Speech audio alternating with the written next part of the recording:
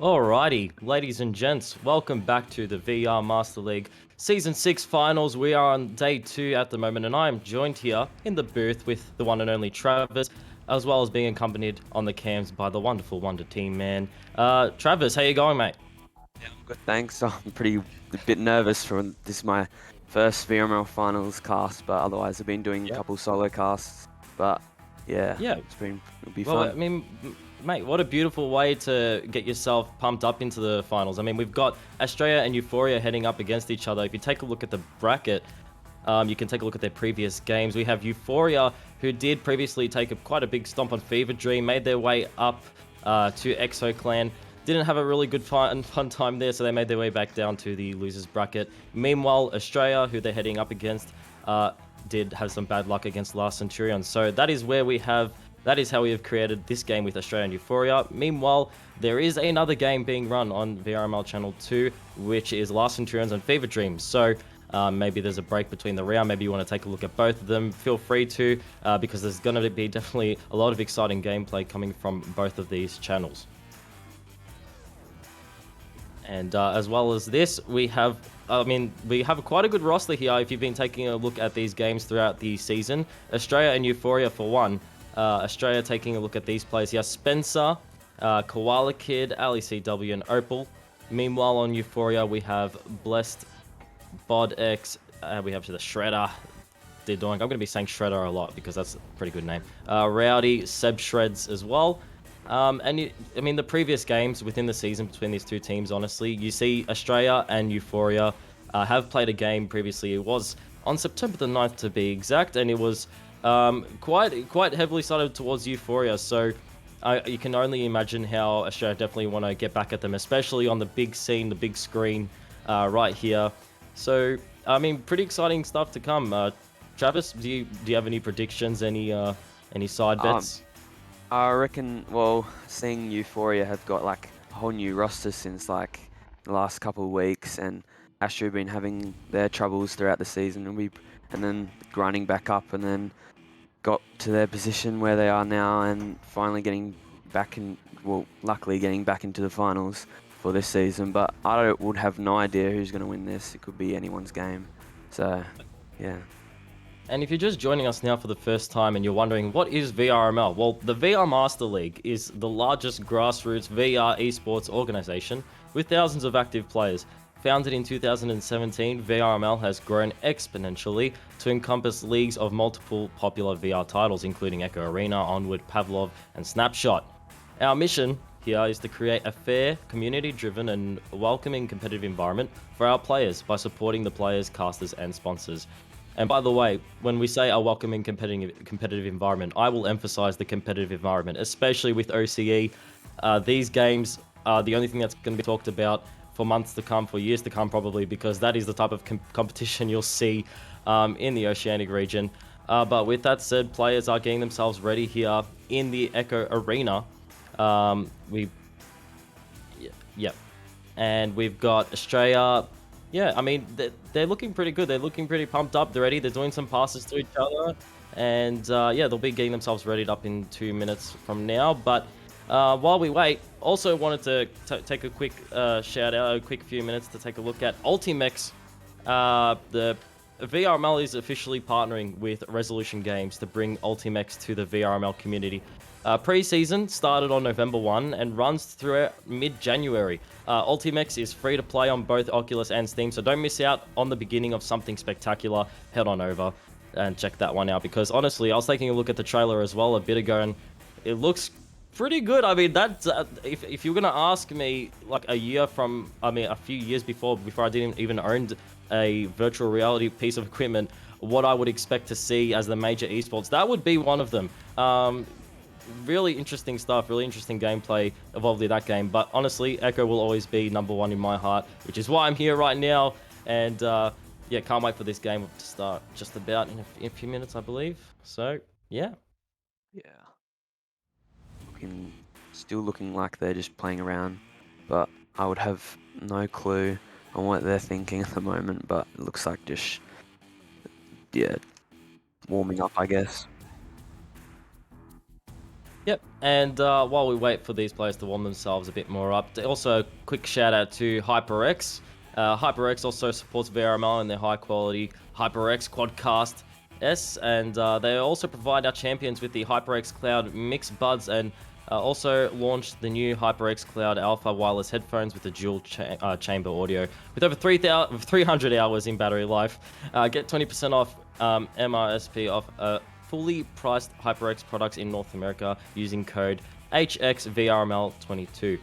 We also have a quick shout out to our sponsor of Asterion Products. Their continued and passionate support of VRML and VR esports. If you would like to thank them, head on over to AsterionProducts.com and use code VRML5 off Asterion to get $5 off any order over $20. And with that said, teams are readying themselves up, and I think we're good to go. Yep.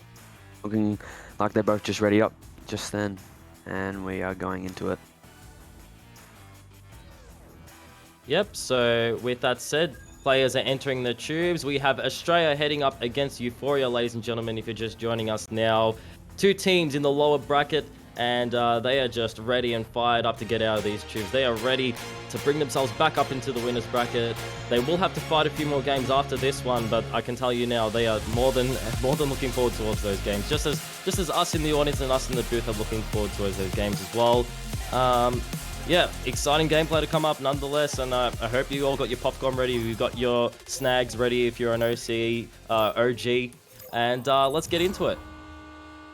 That's going to be Astro with the disc there, getting that just, and now we got Opal passing, missing the pass over to Howe, but we got Cardamon now with the disc, getting a bit of a lag there, lots of lag there, and he's looking for a pass over to Flood as he is now waiting for his teammates to roll up field. Gonna pass over to Shredder, and Shredder's gonna pop that one in for a 2. I mean, the regrabs were there from the midfield. Euphoria were ready for the counterplay, and that's exactly what they did. Counterplay, 2 points to take away the opening minute of the first round. Euphoria looking pretty strong. I mean, they withstood that attack and just sent two stacks regrabbing straight down the middle by the trench. Found the open disc and found the points. Yeah. Oh, there, good interception there by Astro, sorry. And Cardamon now. Oh no, Euphoria. Oh my god, I'm messing up. The Cardamon gets it too. So You know, used to Euphoria being orange. Can I tell you something? The worst thing with OCE, I have to say this about OCE. Last second, we will always swap our team names and colors around. It's the worst thing ever, but it's funny because it keeps it entertaining. It keeps you on your toes. Euphoria on blue, Australia on orange. As they find their second just advantage here, they clear that disc past the left. Barely misses Spencer initially, but he does find the rebound, bouncing off down underneath to the trench. A bit of a chase there. Shredder's going to find himself stunned out, but Euphoria still managing their way back onto possession. Not really accurate with those regrabs, so it might end up a possession for Euphoria. Nice tap there. And they will make their way back up towards the right side. Here comes some passing here. Flood now with the possession, sending up to the roof, and that will be Cardamon. Cardamon down below, getting stunned away. Spencer and Opal chasing away that possession. Spencer might find it in the end, and a nice little clear there over towards the right side. Now we got what's it called? Swim now with the disc. Swim passing that one over to Shredder, is it? Yes, Shredder. And passing over to Cardamon. Cardamon looking for a pass, but doesn't quite get that one off. Swim now picking up the disc. Ooh, good Dusty. Not Dusty, sorry. And we got Howe now clearing that one down deep into their territory. Now stack race here. Who's going to win this stack race? It is going to be Euphoria. And they're going to pick that one up. Cardamon waiting for Astria to roll up as Astria spreading out, and Cardamon now clearing that one deep into their territory, looking for maybe a quick shot, but doesn't quite get that lucky bounce. Flood now with the disc. Flood looking for a pass option as he's going to pass that one over to Cardamon. Cardamon now looking and passing that one over to Shredder. Shredder now looking for a 2. Bounces off Howe's head and goes in for a self-goal. You have to respect the plays from Euphoria here. They're taking their time, and that is something that, especially on a tournament level, players tend to forget. You get into the finals game, it's like quickly, we have to be quick, we need to be fast, we need to outplay these opponents, but sometimes you need to take a chill pill. You need to assess the options, assess the passes, and unfortunate, as you said, for Hull J Burt there, but it happens. And also unfortunate here for Australia as they might find themselves with another point deficit. No, Ali with the save, the steal, the clear. A nice pass actually to Spencer. However, the regrabs are there immediately, and he will be card with the possession, losing it immediately back down towards the trench. A bit of a struggle to clear it out here, Australia, as Shredder finds himself stunned away, couldn't really nail that possession immediately. Here comes a slap back towards the right tunnel, unable to do it immediately. Here comes Shredder now with the final reset back over to Swim. Swim now rolling himself upfield as he's looking for a pass option again and passing one over Shredder up top. Shredder getting rushed by Ali. Good stun out by Ali and good clear there as Astro bounces off tunnel really wrong there. And Euphoria are going to slap that one back over to Ali again. Ali duking them out and getting a good deep clear now past Euphoria's defense. And deep now stacks not there for Astria as Euphoria there. Flood passing that one over to Shredder. Shredder's going to try and go for a pass. No, it's not going to be a pass. Going to try and get it clear, but Ash Spencer's going to pick that one up, slap it back down. And Cardamon now. Cardamon rolling himself back up. Yep, and we are nearing that halfway mark now of the round, and it appears to me that Euphoria, with only a 6-point lead, maybe make it 8. A crossover to the shoulder. Good passing there from Euphoria. Make it an 8-point lead. A bit of a caster's curse there. Sorry. Maybe a blessing for Euphoria. But still, I mean, 5 minutes 10 in the round. This is my ultimate ideology with this game. Hey, if that team can do it in 5 minutes, we can certainly do more than that in 5 minutes. And Australia need to have that type of mindset, which I know can be a bit hard, especially under a pressured situation like this. But you can't let a lead take you down mentally. A bit of a stretch down in the bottom right. However, Euphoria do find the possession once more. Here comes Cardamon now. Does have a pass option for Flood at the back and is trying to weave his way around Spencer and does so very nicely. Finds the pass to the shield. Making their way in would be Shredder. Absolutely shredding the goals. I'm not really good with the puns. You're going to need Palador if you want some good ones. But here we go. 4 minutes 30 on the timer and a 10-point lead. Yeah, so Astria may be looking for a quick comeback as Euphoria seem to be rolling over them a bit too easily. Maybe the clears need to get a bit more better from Astria, but Opal now clearing that down. Pass. Oh, again, another bad pass. As Shredder's going to pick that one up, trying to slot it in for a 3. Doesn't quite get that one. As Cardamon now. Cardamon will try and go for a shot and 2 goalies as Ali's going to pick that one up. Trying to get a good clear here. Yeah, I will say this. Ali has been doing very well in the defensive region. I mean, she's definitely been pressuring a lot of these shots, but unfortunately not all of them, as 12 points have made their way through from Team Euphoria.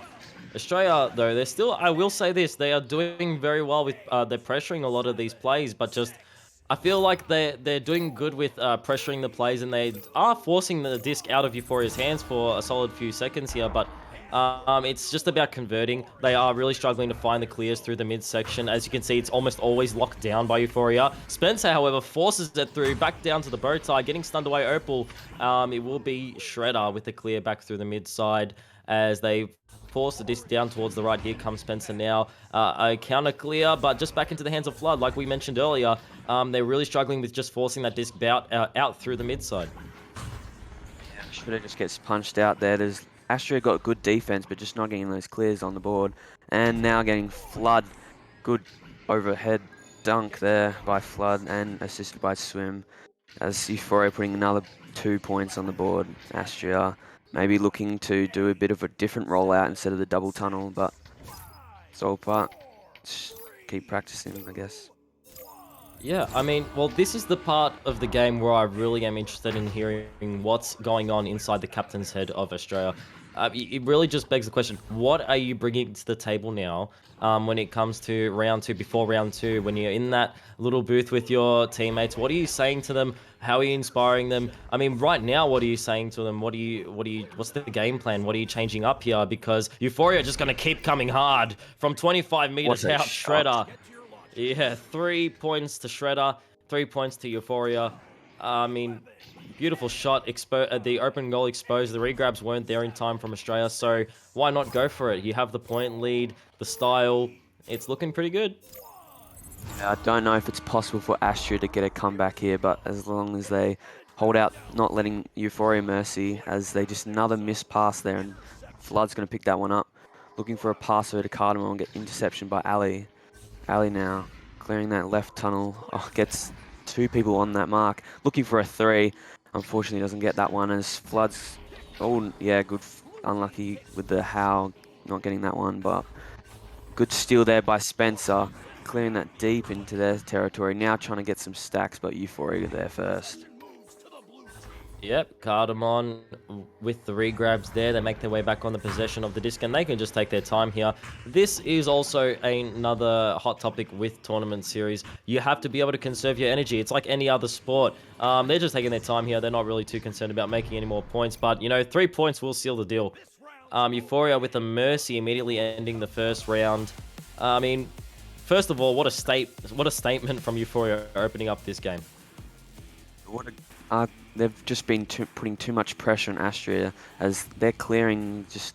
They're always there, and Euphoria just always there, and Astria is just not able to get those clean passes and not clean clears as well, as just keeps bouncing off Geos. So maybe looking for easier pass options, or maybe just getting those stacks there, as Euphoria always there on the disc.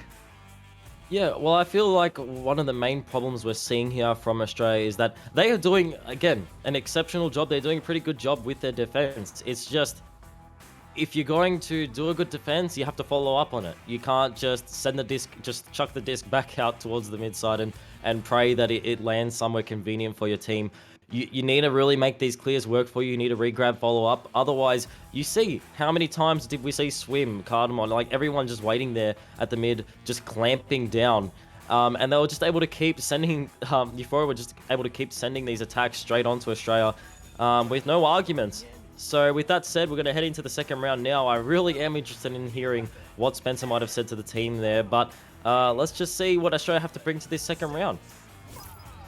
So we're looking hopefully for Astria to win this round, so we get in the third round, but we're going to see Astria getting that first joust as they did last time, and Cardamom trying to get that disc. Oh, the stacks come in but don't quite get the disc, and Swim's going to clear that one over to Flood, and Flood's going to go for a quick three. Baines, oh, what a shot by Flood. My goodness. And it's just like, okay, heading out of the second round, picture yourself as this. Okay, all right, boys, we're going to come out of this second round. We're going to come back strong. A tough first round, but let's get him back. Euphoria instantly, 44-meter three-pointer, like right in your face. Okay, adjust advantage. This is when you either, I feel like there has to be a point at when you call a timeout and you try and get yourselves gathered again. Swim now immediately with the clamp. Once again, like I mentioned earlier, the regrab follow-up, that's what they do. They're back, it's bouncing near Pac-Man. The regrabs weren't there immediately, so Spencer will find the position and the clear back towards the tunnel section here. Now up to the trap. Here comes a bit of a stretch for the disc from a lot of players there, but one final slap through the mid side. It's a pretty good slap. It's making its way back towards the bubble. Some opposition re-grabbing coming over there from Australia. Like, I feel like we need to see a lot more pressure in terms of re-grabbing coming from Australia here if they want to find themselves some points here. An answer back now would be huge. It's bouncing near the goals. Spencer being stunned out, an opportunity there missed, and here comes Shredder now with a clear through the mid. Stacks from Euphoria have come in, and it's going to be Flood picking up that disc. Astria trying to roll back as fast as they can, pass over to...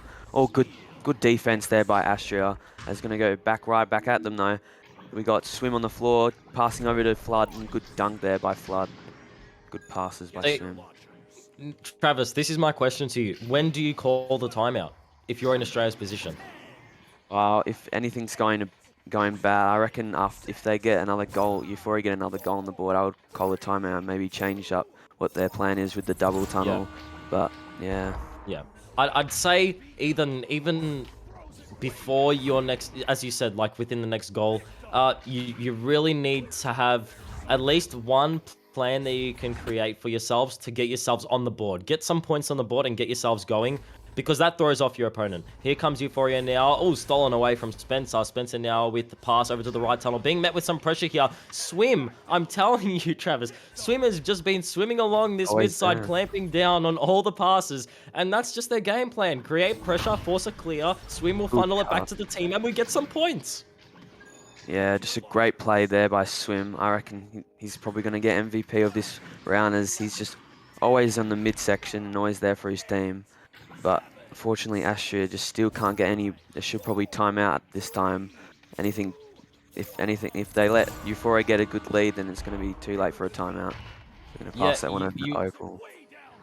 I mean, like, well, timeouts, they're really effective for obviously more than one reason, but the reason why what we're emphasizing here is just you want to get yourself on the board. You want to find some points, and you want to throw Euphoria off for just a minute, because that'll allow you kind of pile those points on for even a longer point in here. Oh, brilliant save there from Halj, reading the situation, reading the pass, extending out from the key.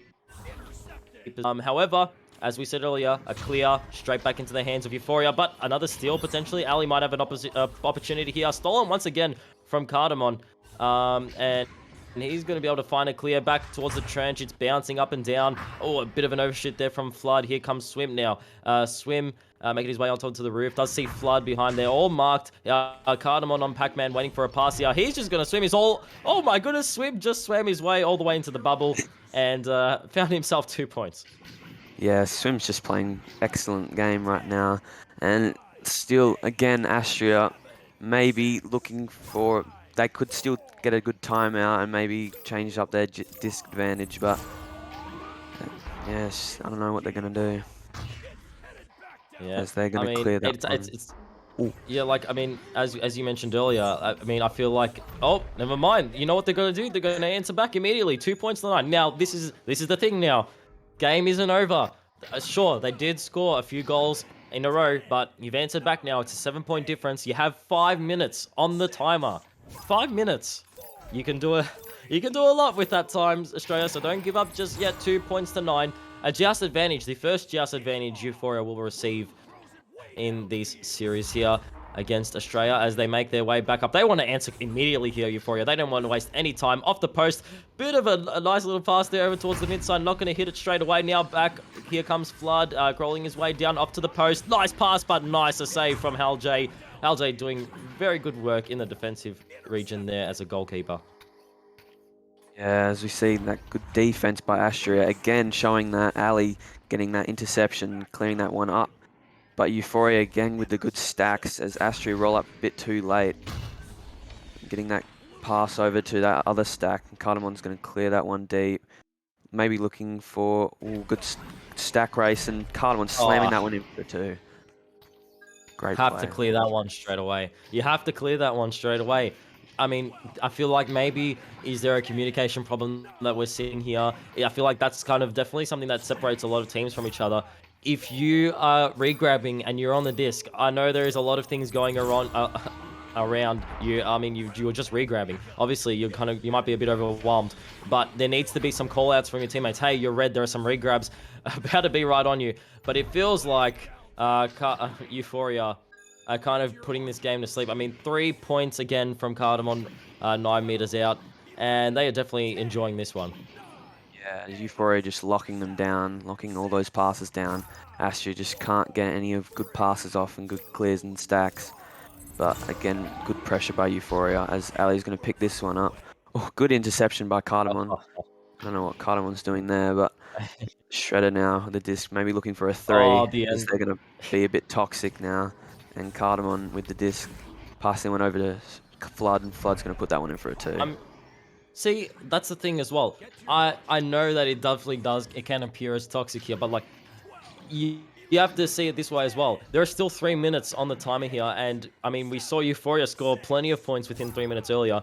So I wouldn't go as far as to say it's toxic. Maybe it's even like, it's kind of respectful in a way. They're saying, you know what, Australia has the capability of coming back here. We want to waste as much time as possible. We don't want to allow them that opportunity. So if anything, I feel like the toxic part comes when you see a lot of the BM coming into play, but that is not what we're seeing here. Euphoria just holding on to the possession, and that's just as simple as that, just like how you'd see in a lot of many other sports here.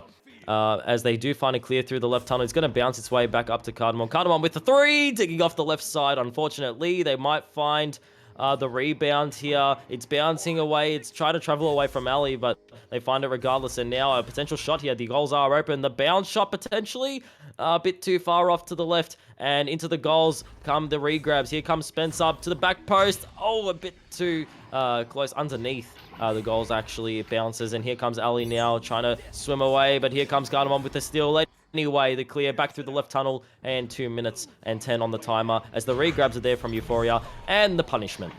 Yeah, I don't know what happened there, but should have got a good stun block. I mean, just popped that one in for a 2, and again, Euphoria just locking down all those pass options from Astria, and Astria just can't get any more goals. Unfortunate miss for Howe, but can't let those slide. There's Spencer now. Spencer passed that one over. Oh, good interception there by Swim as he's Cardamom now with the disc. Losing the disc, picking that one back up. Cardamom now maybe looking for a bit of a duck there and a bit of a miss pass, and Spencer's going to pick that one up, slap it out through their tunnel. It's still going to go. Serves you right for the break check. They're missing the pass, but it's okay. They re-grab back to the bubble here, and they find that disc and send it straight back over towards the tunnel side. Will be Cardamom with a clear, forcing its way through the mid side. And now Spencer, for a change, will be the one clamping it down and sending it back. Disc is very close and traveling away from all 3 members inside the bubble, but they are able to find 2 points in the end. Can I tell you something?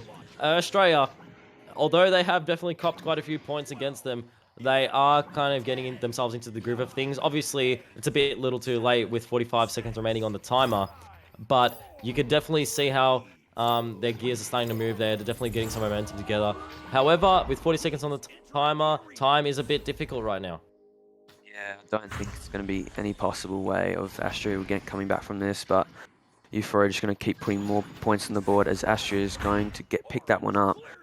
Good clear there by Spencer, I'm pretty sure, but as Euphoria and Astria couldn't get those stacks again, and Swim now with the disc, just wasting time going to the top as Ali's going to come attack. Swim passing it back. Oh, miss pass there as Cardamon's going to pick that one up. I don't know what the hell happened there, but I guess that was kind of a clear. Spencer now slapping that one down, and I think that will be game over. So Euphoria take this one out again. Round. Yep. And if anybody here is joining for the first time, this is the losers bracket, so we will be saying goodbye to Australia now as they take away from this 2-0 lead against Euphoria. And I mean, Euphoria, they're doing a really good job. I feel like that's kind of the golden strategy they've got there. They're forcing regrabs, they're pressuring the possession, and they've got the clamp in the mid lane. And I feel like that is definitely kind of the strategy that you'll see amongst most popular teams within Echo Arena. So, I mean, props to them. Euphoria doing an extremely good job here.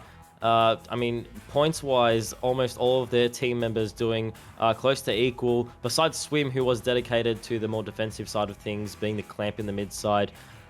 Meanwhile, with Australia, you know, Ali and Spencer found themselves some points. Hal J doing excellent within the goalie region. 3 saves to him, a save to Ali. Unfortunately, what you cannot see with stats is things like stuns that would lead to saves. And I feel like that is something that we saw a lot with Australia as well. Unfortunate to see them going now, but Euphoria will proceed within the losers bracket to head off against the victors of Last Centurions and Fever Dream, and victors of that match to head off against Villain. So yeah, I mean, any last thoughts, Travis, on that game? Because honestly, I mean, Euphoria just kind of took it away. I feel like from the get-go straight away. Yeah, well, Astria shouldn't be bad as they've seen how Euphoria now play. So if there is a team next season, they can obviously see how they maybe need to change up plans. So you never take a loss too badly, and the Euphoria will be looking bright for the future of these finals. And yeah. Yeah, pretty good. So I'd say this game is about just wrapped up. So heading up next, we will see, well, whoever is the victor of Last Endurance and Fever Dream, heading up against Euphoria. So stick around for that one. Thanks again for taking a look at this one. And you know what? the game might still be running, I'm pretty sure, on VRML too. So if you're not followed, give it a follow. And they could be running right now, so take a look if you want. But nevertheless, I think we'll be back for that round, the second round. I'll still be here. Wonder will still be here. I'll be with a different caster who I'll announce when the time comes. But I think we'll see you guys then. Yeah. Cool.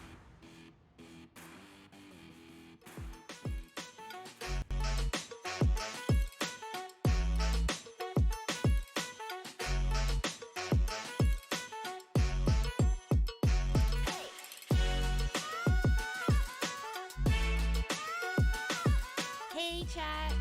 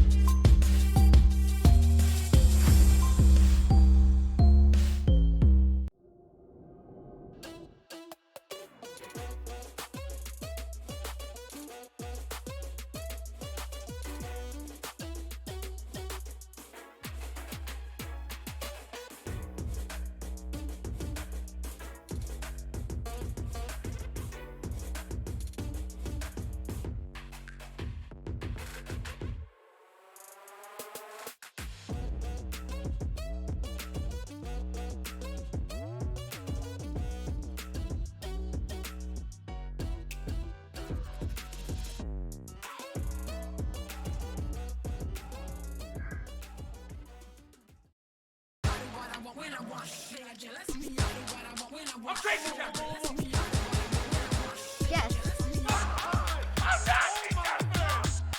Easy going right there. Looking at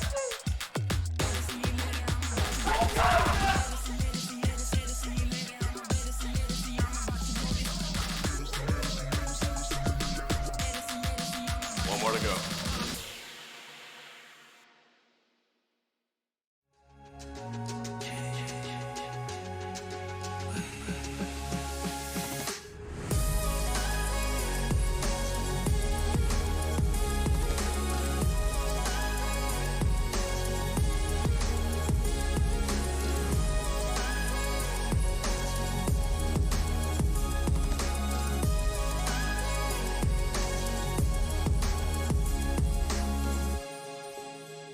VRware.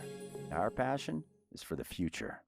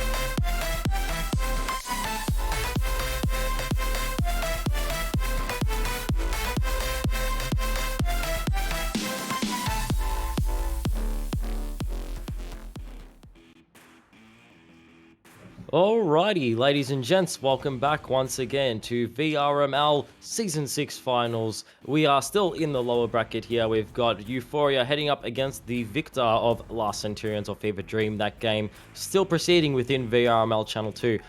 I am still Pamwell, and the cameraman is still the wonderful T-Man.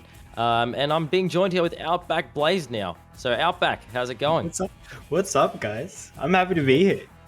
Yeah, We had a bit of pretty happy to be here. issues yesterday, but Yep. we're back here today on VRML 1, and it's great. And I'm got to rep the VRML jersey, which people didn't get to see. But Yep. as Rep it. some of OC knows, this isn't mine jersey; it's Rush's. He's fake. He's fake. All right. Well, you know what? At least you're wearing your jersey. I still need to get my hands on one. As well as all this banter going on here, we've got a few games going on, and if we take a look at the bracket, actually, you can see a bunch of those games which have been going on here. If you're just catching onto this stream now, Euphoria have just played against Australia, taking them out of the series. So Euphoria proceeding within the losers bracket. As you can see in the round 2 section there, you can also see Fever Dream and Last Centurions fighting themselves for a place to play against Euphoria as we speak. So as well as this, let's just talk about what these two teams are actually fighting for in regards to their place within this tournament. This is the losers bracket. If you lose, you're out. As simple as that. You win, you're proceeding on to your game against the wondrous team Villain, and who've been notorious for their amazing plays, outstanding plays. So you definitely want to get yourself ready for a game like that. So, I mean, you're going to be powering through this game and then proceeding on to a game against Villain. Where everyone knows that's a lot of energy, especially in a tournament series, and that is the hot topic. The amount of energy use you are saving as you proceed throughout the tournament, it's definitely something you need to practice, and it's something you need to note down, because take a look at it from this way. Last Centurions now, they're playing their game at the moment. They are then going to proceed into this game against Euphoria. Now, if they win this game, they will, granted, will have a 5 to 10 minute break, a 10-minute break, I believe. But then immediately straight into a best of 5 series against Villain. So you really need to be able to manage yourselves and your team's energy. Having those power banks on your headsets, as I know a few competitive players do. So just get yourself prepared. You need to have water on the get-go. You need to have everything you can. If you're an OG OCE, you need a soggy bunning snag right there at your tabletop, just ready to eat. Because you're playing quite a few games at a time, and it's very exhausting. I mean, it's a sport. What do you expect? 100%. Like, both of these teams going into this match, Euphoria is lucky that they finished their match quite early with a 2-0 lead. I think both of which might be Mercy. No, it was just one. So they finished that match pretty quickly. So they're getting this break in now, trying to refresh a bit, whereas the winner of LC versus Fever Dream, which is looking like LC at the moment with a minute 30 left, they're up by 6 points, are going to have to jump straight into this game with Euphoria, who's had that time to cool off a little bit and relax before they have to go back into this game. But again, if you win this game, you're going to be playing another best of 5 rounds against the mighty Villain. So it's going to take a lot of effort for these teams. Yeah.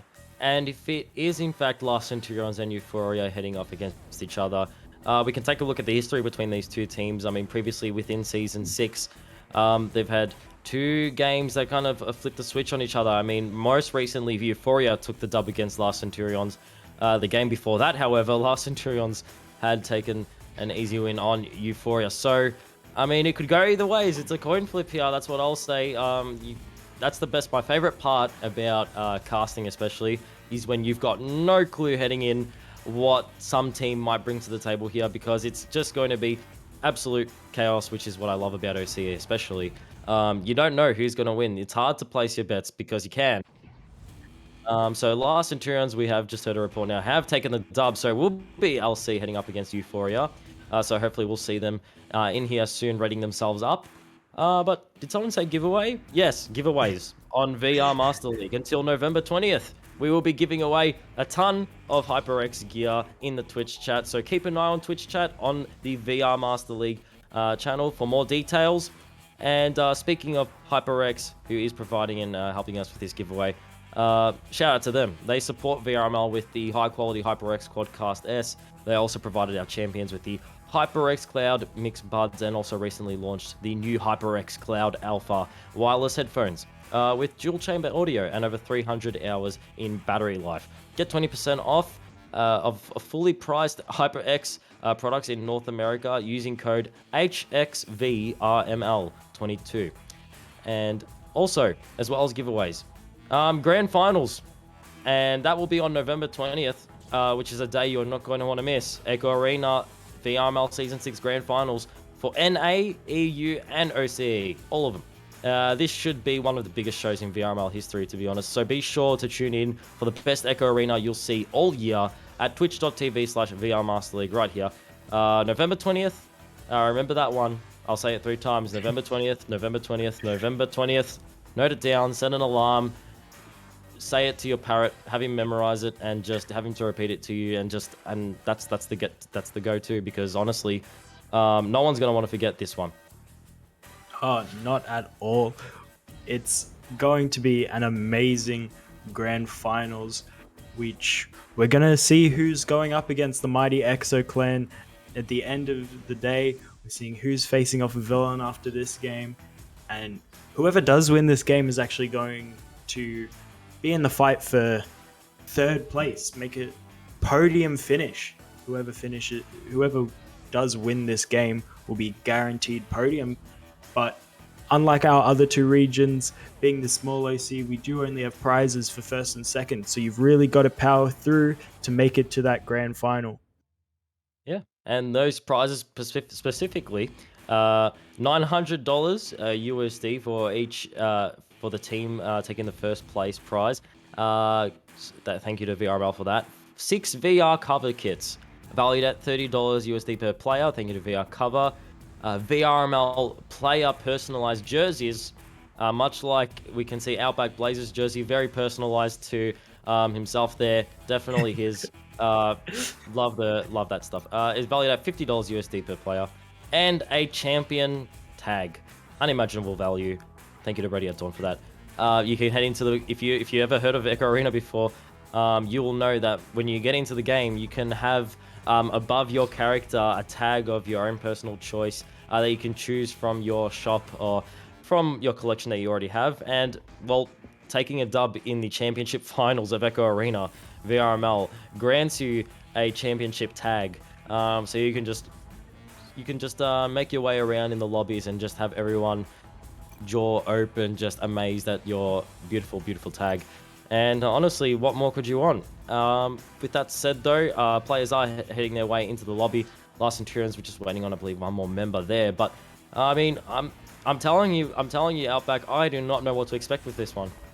Oh, I have no idea. They've been up against each other before. They've had their roster changes throughout the season. We've seen the addition of Flood and Cardamom to Euphoria. So we've seen some changes around for both of these teams. And it's really up in the air of who's going to take the dub. Yeah. I'm just excited to see it. Yeah, 100%. Also,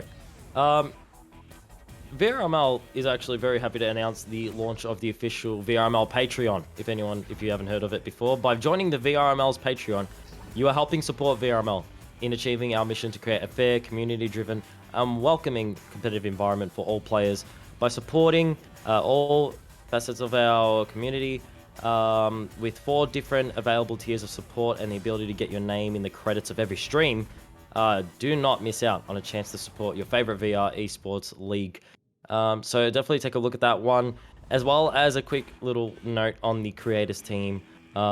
We are in active need of video editors, whether you're brand new to video editing and want to learn, or more experienced and just wouldn't mind picking up a simple highlight reel to edit every few weeks. We want you if you're interested. So apply here at https vrmasterleague.com/careers. Take a look at that link. I'll see if I can quickly even paste in the chat for you if I can do that conveniently here.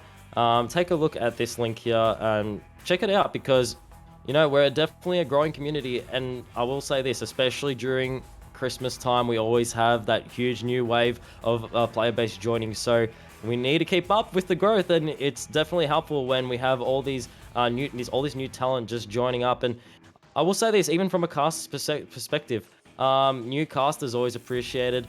You always see a new face every now and then, and it's always heartwarming to see how much we've grown, to be honest. But with that said, all members of Last Centurions and Euphoria are ready. I believe they are in their respected sides, and yeah, I think we'll be heading off soon, Outback.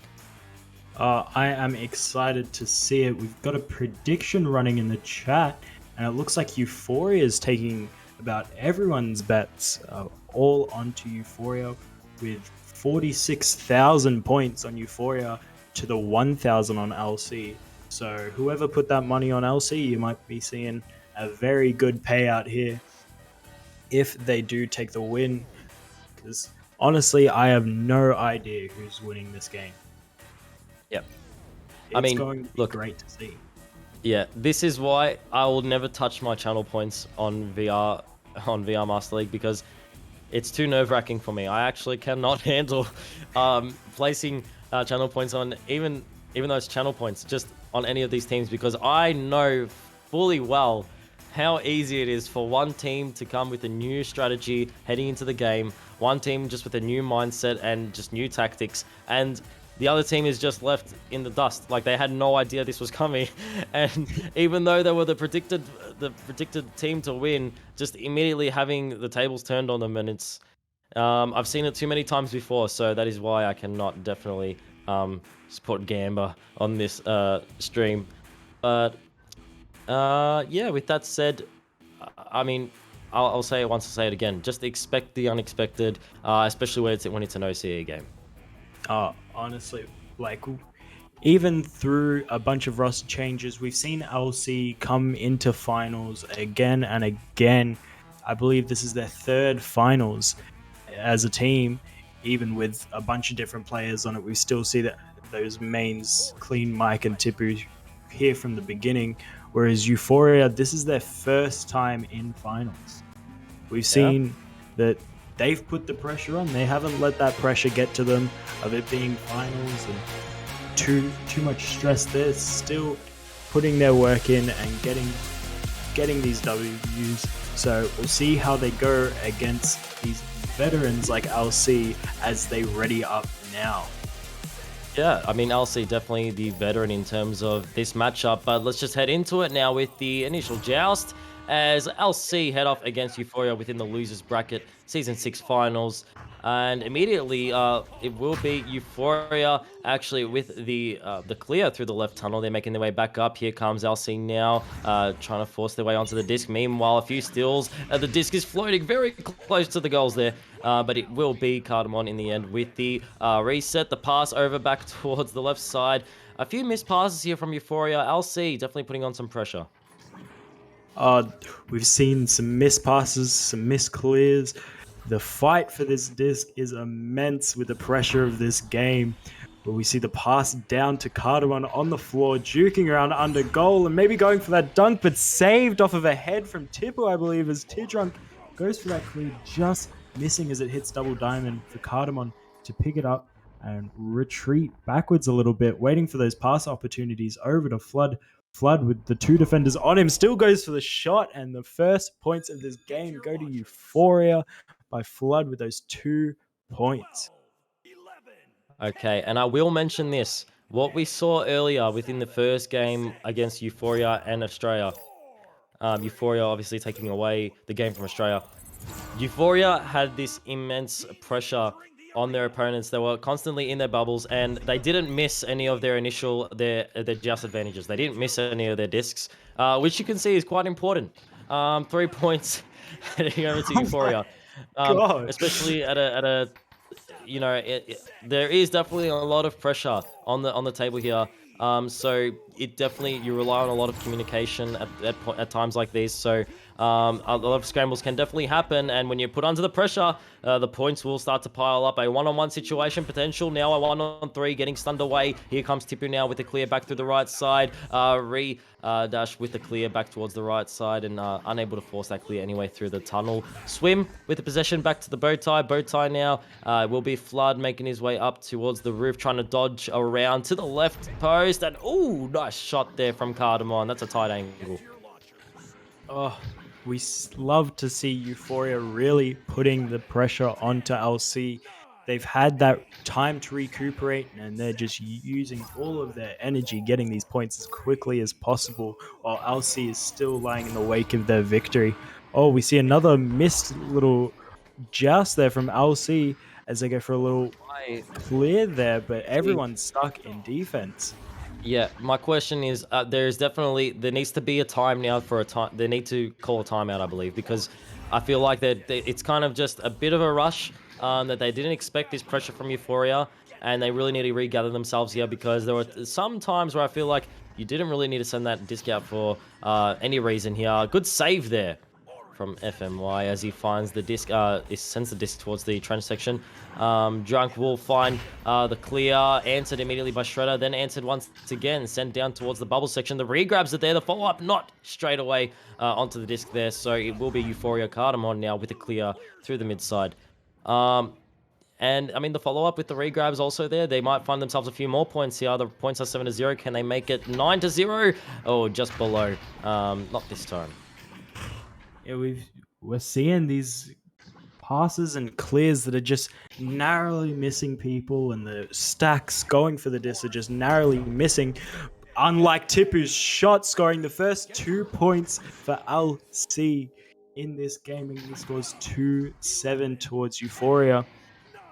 But now we've seen LC on the board. They might be carrying over this momentum. With still 6 minutes left, there's still so much they can do. But we finally get to see Euphoria with the joust advantage as Swim passing it into tunnel as it gets passed down to Shredder, but the steal from Drunk there as he goes for that clear. Again, hitting off that double diamond, but it's still up in the air for anyone's taking. And Flood goes for the taking. And as he clears it downfield to Cardamon. Yeah, that was a clutch steal there earlier from Drunk. However, it will be Cardamon and Shredder making their way up. Oh, it went for a juke there. FMY with the save. Can't get past that goalie. As it will be another reset here. Cardamon on the left side over by the Pac-Man looking for a pass to the shield. Here comes Flood now from the gates. Oh, to the left post, and now Swim once more on the shield. Might go for a pass. I know that Swim likes to go in on these circumstances, and definitely did there. If you've seen our previous games, Swim, definitely not afraid to go man on man and just absolutely push his way through many opponents. So a few more points on the board here for Euphoria. Swim was absolutely amazing with that score, juking out those 3 defenders as his teammate stuns out the goalie, getting that easy 2 points for Euphoria. But we'd like to see LC with these passing plays, even with the pressure on from Euphoria, they're still able to make these passes while getting stunned. We see Redash going for a little clear all the way downfield, but the stacks are there from both teams. LC just narrowly missing it as Cardamon picks it up and clears it right the way downfield for Swim with the stacks from Flood, passing it over to Flood, back to Swim. Oh, just a narrow miss pass there. Gives possession back over to LC, but Flood says no and steals it right back, passing it back down to Swim underneath the goal with 2 defenders on him and a goalie, but he's still able to put it in for 2 points, and he scores 11-2 Euphoria's way. Yeah, look, I'm getting a lot of similar vibes to the previous game. We aren't seeing a lot of punishment heading towards Euphoria's way. We aren't seeing enough of their mistakes being played against them. Last Centurions, I feel like they're doing a really good job in terms of defense. However, as soon as Euphoria make a mistake or they're pressured to lose their possession, there isn't really a counterplay going on here. They try to send the disc, they try to clear it out somewhere, but it's really not helping them in regards to counterplays, as another 2-pointer being played into the hands of Euphoria. Yeah, Euphoria just keeping that pressure on, getting those interceptions and punishing LC for any little mistakes they might make. is really working for them, having this awesome 11-point lead with 3 minutes left. See LC maybe switching up the play a bit, but it goes straight into the hands of Flood, and Flood clears it downfield, waiting for the stacks from Cardamom there to go put it in. But FMY with that save, getting stunned out, and another save off the head. Flood's able to pick it back up and reset it back out, so Euphoria can calm after those saves, just to recuperate a little bit and plan another attack as it goes down. A Swim cutting in for another 2 points. You really need to be pressuring their possession. They aren't going to move. I mean, they've got 2 minutes 35 on the timer. They're up by, 13 points. They are not budging. You need to pressure them. They are just going to sit on that bow tie and waste as much time as they want. Everyone knows that the winner of this game will be proceeding on to fight against Villain. So you definitely want to conserve your energy, and that's exactly what they'll do if you're given the opportunity. Pressure the opponent. As we see now, Flood just making his way back to the bow tie. They can pass around all day if they want. They've got the point lead and the time on their hands. Here comes Cardamom once again, bouncing up and down, juking 2 members of Laos Centurions. Oh, and a nice little shot to top it off. 3 points. What a play there from Cardamom. That's all I'll say about that one.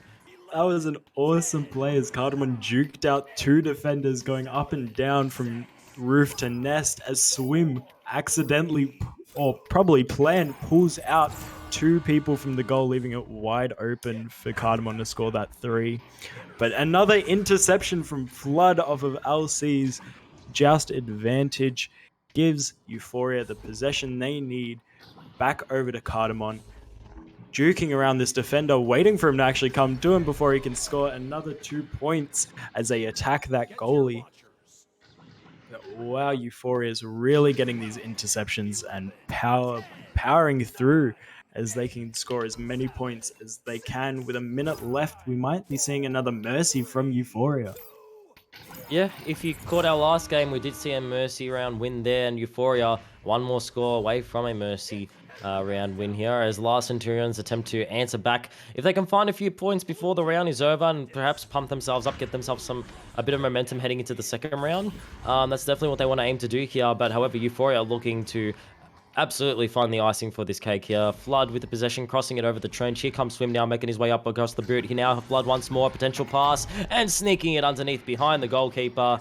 Faked a slam into the front and just snuck it right behind there. So, round 1 will conclude with that. Euphoria taking it away within the first one. And right now, Euphoria just kind of storming their way through the lower brackets. I feel like they're definitely feeling the spirit, the vision of finding themselves in the game against Villain later on. 100%. And if we do take a look back at the bracket, Euphoria was able to beat Fever Dream earlier on, as LC just did, and then lose out to ExoClan as they now are stuck powering their way back through the loser bracket here. So we'll see how they go against Villain. If LC doesn't come back in this next round, we'll see Euphoria versus Villain and see how they go against one of the top 2 teams. Yeah, this is the same thing that we kind of saw, a bit of deja vu now if you watch this previous game. LC, very similar to Australia. They've got a great defense. I mean, we saw a lot of those saves coming in earlier. I mean, Tupu found quite a few, FMY found quite a few, as well as Drunk.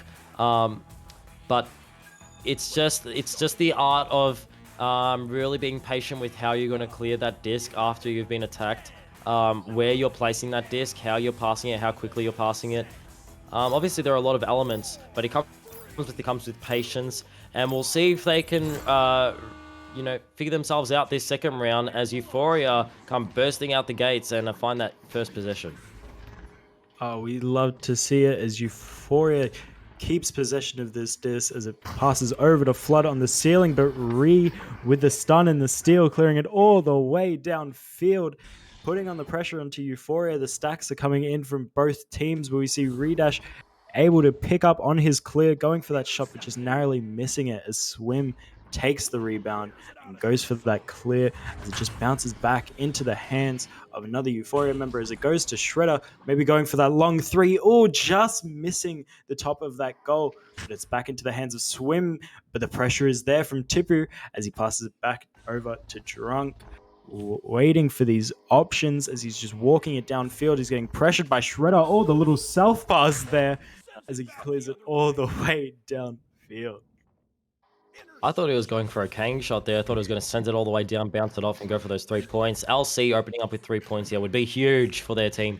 Meanwhile, a minute burned off the timer. Another 3-pointer dinging off the bottom of the post. Euphoria have had 2 open goals that they've attempted to find a cheeky 3 on. Here comes Cardamon, however, down from the trench, making his way on the left side. Does have 2 players inside the bubble, but meanwhile, Tipu will find the stun and potentially the clear through the mid side. Who's waiting there in the mid side? It will be Swim. Once again, if you were looking at Australia, however, Australia's game. Meanwhile, Shredder with the pass down below and Flood lets it go into the goals. 2 points to Euphoria. I mean, mentioned it earlier. Last Centurions, they have brilliant defense. They find the clear. Euphoria's just waiting there with their regrabs. They're instantly on it in the mid side. Definitely have to be a bit more careful. Maybe even pass it your way up to the mid side. Don't immediately clear it. Spread out your team and maybe find some passes. Because right now, Euphoria definitely have the clamp on the mid side. However, Last Centurions actually sneak through here. Pass instantly intercepted by Flood. We love to see it from Euphoria. They're really good at getting their stacks together very quickly. So a stack race or clear from LC isn't really what they need, but getting those passes off and keeping possession is really working for them. But the interceptions there from Flood are too good for LC to get past. As they go for the clear, it goes into the hands of Swim, going for another pass over to Shredder. The pressure is coming in from Drunk, but he just was able to get that pass over to Cardamon with the goalie in the goal. He's got to walk it up a bit. Dusty's off Drunk there and goes for that slam dunk for another 2 points for Euphoria. Was that a walk-in slam dunk? Did they just hold the same pose and walk into the goals? I think that's what I just saw there. 4 points heading over to Euphoria now. So not a huge lead. I mean, compared to the first round we saw, Last Centurions definitely well within means to come back here. 4 points down if they can find a score themselves here. Definitely still a close game. Here comes Drunk being stunned away. And it will be Flood with possession here in the trench. Being pressured here once again by Drunk, but duking his way around. Drunk definitely knows the meaning of Drunk now as he's left in the dust in the trench. Flood now with the possession, sending it back over to the mid side. Here comes Cardamon now. Does have a teammate below on the bottom right shoe, boot, whatever you want to call it. But Cardamon might take it all the way. Save from FMY. Beautiful save there. As Flood finds the possession once more. Sends it down below. Getting stolen away from. And Swim will find the 2-point bounce shot. This is what I love to see, honestly. Just both the teams just going back and forth with the saves, the clears, the interceptions, the steals. We love to see it, but Euphoria is just able to capitalize more on these interceptions and steals. That LC is just falling behind here, but they're keeping their possession with these passing plays. No interceptions of yet. Going down to Ree's getting pressured on him, but it goes off of the head of Swim for 2 points for LC, making it their first points of round 2. It goes to show the amount of space you can create between you and your opponent in this game is extremely important. I believe it looked like about a solid 3-inch gap from a member of Euphoria's hand and a member of LC's foot there. I feel like just that little bit more space could result in a stun and a potential no goal. But an instant answer back. Euphoria with the slam dunk. Did not want to give LC any hope there. Immediately with the answer back there. 8 points to 2. That was just unfortunate, as I'm pretty sure the goalie did get their hands on it, but they were too far inside the goal for it to actually count as a save there. But LC trying to get this disc, but Euphoria are able to capitalize instantly with that read and steal and shot from Flood, giving another 3 points from Euphoria, making the scores 11-2.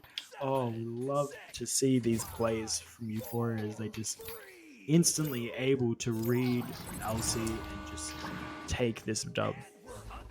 Yeah, and it feels like as soon as there was that little bit of hope there from Last Centurions, as they found that score, immediately Euphoria were like, we cannot let this hope grow. Just immediately answering back with those shots there.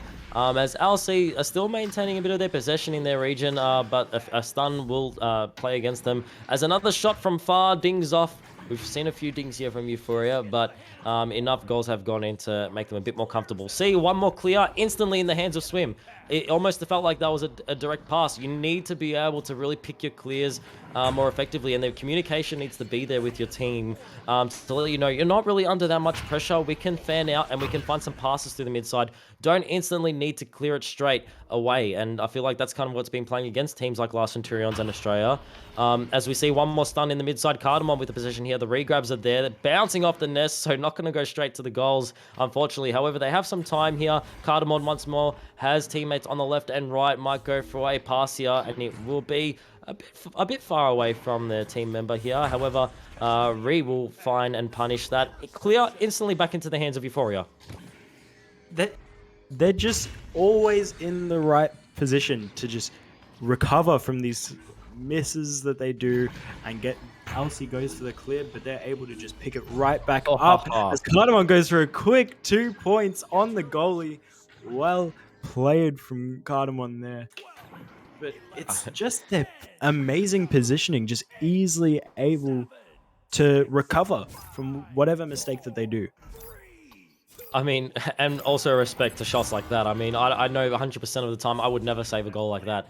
Cardamom just, flipping all over that shield and just that anchor shot, with so much momentum, I wouldn't be able to save that one. For those of you just watching now and have no idea what an anchor shot is, you hold on to something and you give yourself a bit more momentum pretty much. You swing your character forward and you let go of that disc. Much more powerful than simply throwing it. As we have a simple throw into the goals there for 3 points. 2 points to 16 here. And I'm not sure if it might be another Mercy here. 2 round to 0 Mercy. But it's getting pretty close to that point. 2 minutes 15 on the timer. With 2 minutes left, we might see a double Mercy here from Euphoria. But Alcy's really got to put the pressure on. But with that slow pass there, with Cardamom just being able to easily intercept it and go for that 3 points on the open goal, scoring another 3 points for Euphoria, that Mercy's looking very close. Close indeed. And with another joust advantage here, Last Centurions will definitely need to make a few quick plays here. But time definitely running against them here as they enter this joust advantage. FMY with possession here. Does have Drunk on the right. Goes for the pass, but instantly with the read, Flood nearly punished. Flood nearly intercepted and punished simultaneously. That was beautiful. Just dinging slightly off there, however, unfortunately. And Tupu able to juke 3 members of Euphoria there. Finds the cross pass over the trench to Drunk. And Drunk once more holding the position. It really feels like Euphoria is the one that's supposed to be wasting time here, Drunk, not you. 1 minute 13 on the timer. And everyone knows what's happening now. This is the thing, though. You know for a fact that Euphoria will probably be going onto the later stages against Villain. Now, if you have any thoughts in at all regarding Vengeance, you want to force Euphoria to exert as much energy as they can, so you can kind of get back at them if they are out of breath when they're against Villain. So just kind of sitting there with the possession isn't really doing you any favors there. Not doing anyone really any favors there. But Last Centurions, you know what? Maybe they're out of breath. We'll give them the benefit of the doubt, but they find the clear back through the mid side, and Drunk once more with the disc. Will be dancing around Flood, looking potentially for a reset back to Note, sends it into the bubble, and Boo with the points there to kind of nearly potentially end the second round. But ladies and gents, I think this second round is wrapping up here, and Yep, I think Euphoria might be proceeding onto Villain. Yeah, there's only 7 seconds left, so it is impossible for Alcy to come back from this, but they were effective in actually stopping Euphoria from getting that double Mercy. Maybe that's what they were trying to do, as Drunk just waste time. They didn't want to get double Mercy tries. But we are proud to say that Euphoria has won another game, putting them into the podium up against Villain in our next game. Yep, that is exactly correct. And now, Euphoria have been playing since the opening round of the losers bracket. So they've played against Australia. Now they've played against La Centurions, and now they're heading into another best of 5 series against Villain. So these teams of Euphoria will receive a 10-minute cool-down period, charge their headsets up, get themselves a drink or two, because other than that, they are heading straight back into the arena. It's non-stop action here today. This is the losers finals heading up after this a short break here, but winners of this loser bracket final will head off into the grand finals next on November 20th, I believe. And I mean, that's against Exo Clan, pretty much the powerhouse of this tournament. And well, we'll see how well they do next week. But until that time, we've got Euphoria heading up against Villain, and that is going to be one heck of a show to watch as well. So stay tuned for that one. And I mean, any parting words there, Outback? Oh, well, it was an amazing game to watch, seeing Euphoria really putting on this pressure, but they've really got to start their relaxing time. They've only got about 20 minutes before they have to start this best of 5, so they really need to get their headsets on charge, cool off for a bit, drink some water. But looking at them now, it seems like they're just celebrating the win and playing around in the arena. But they've really got to conserve their energy going against Villains, as they're fresh, haven't even played a game today. And it's going to be an exciting game to watch. Yep, 100% can't wait to see that one. Just joining us now, Euphoria and Villain heading up next. We'll see you guys there after a quick break for the teams and for the casters as well. And thank you to chat for stopping by, and we'll see you then.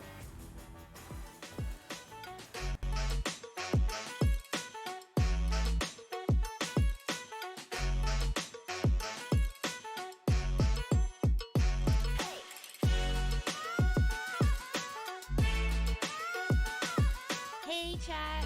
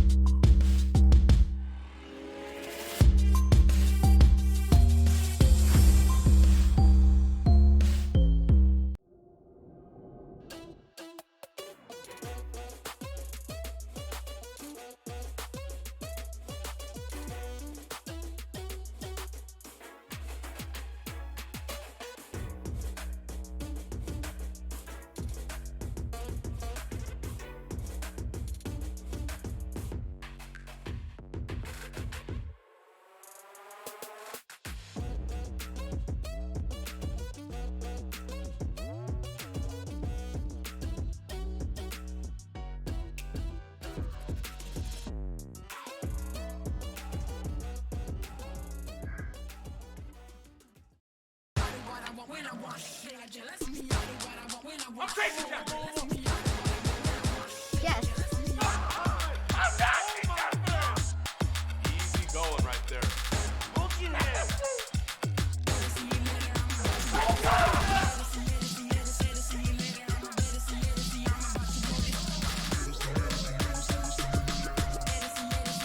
One more to go.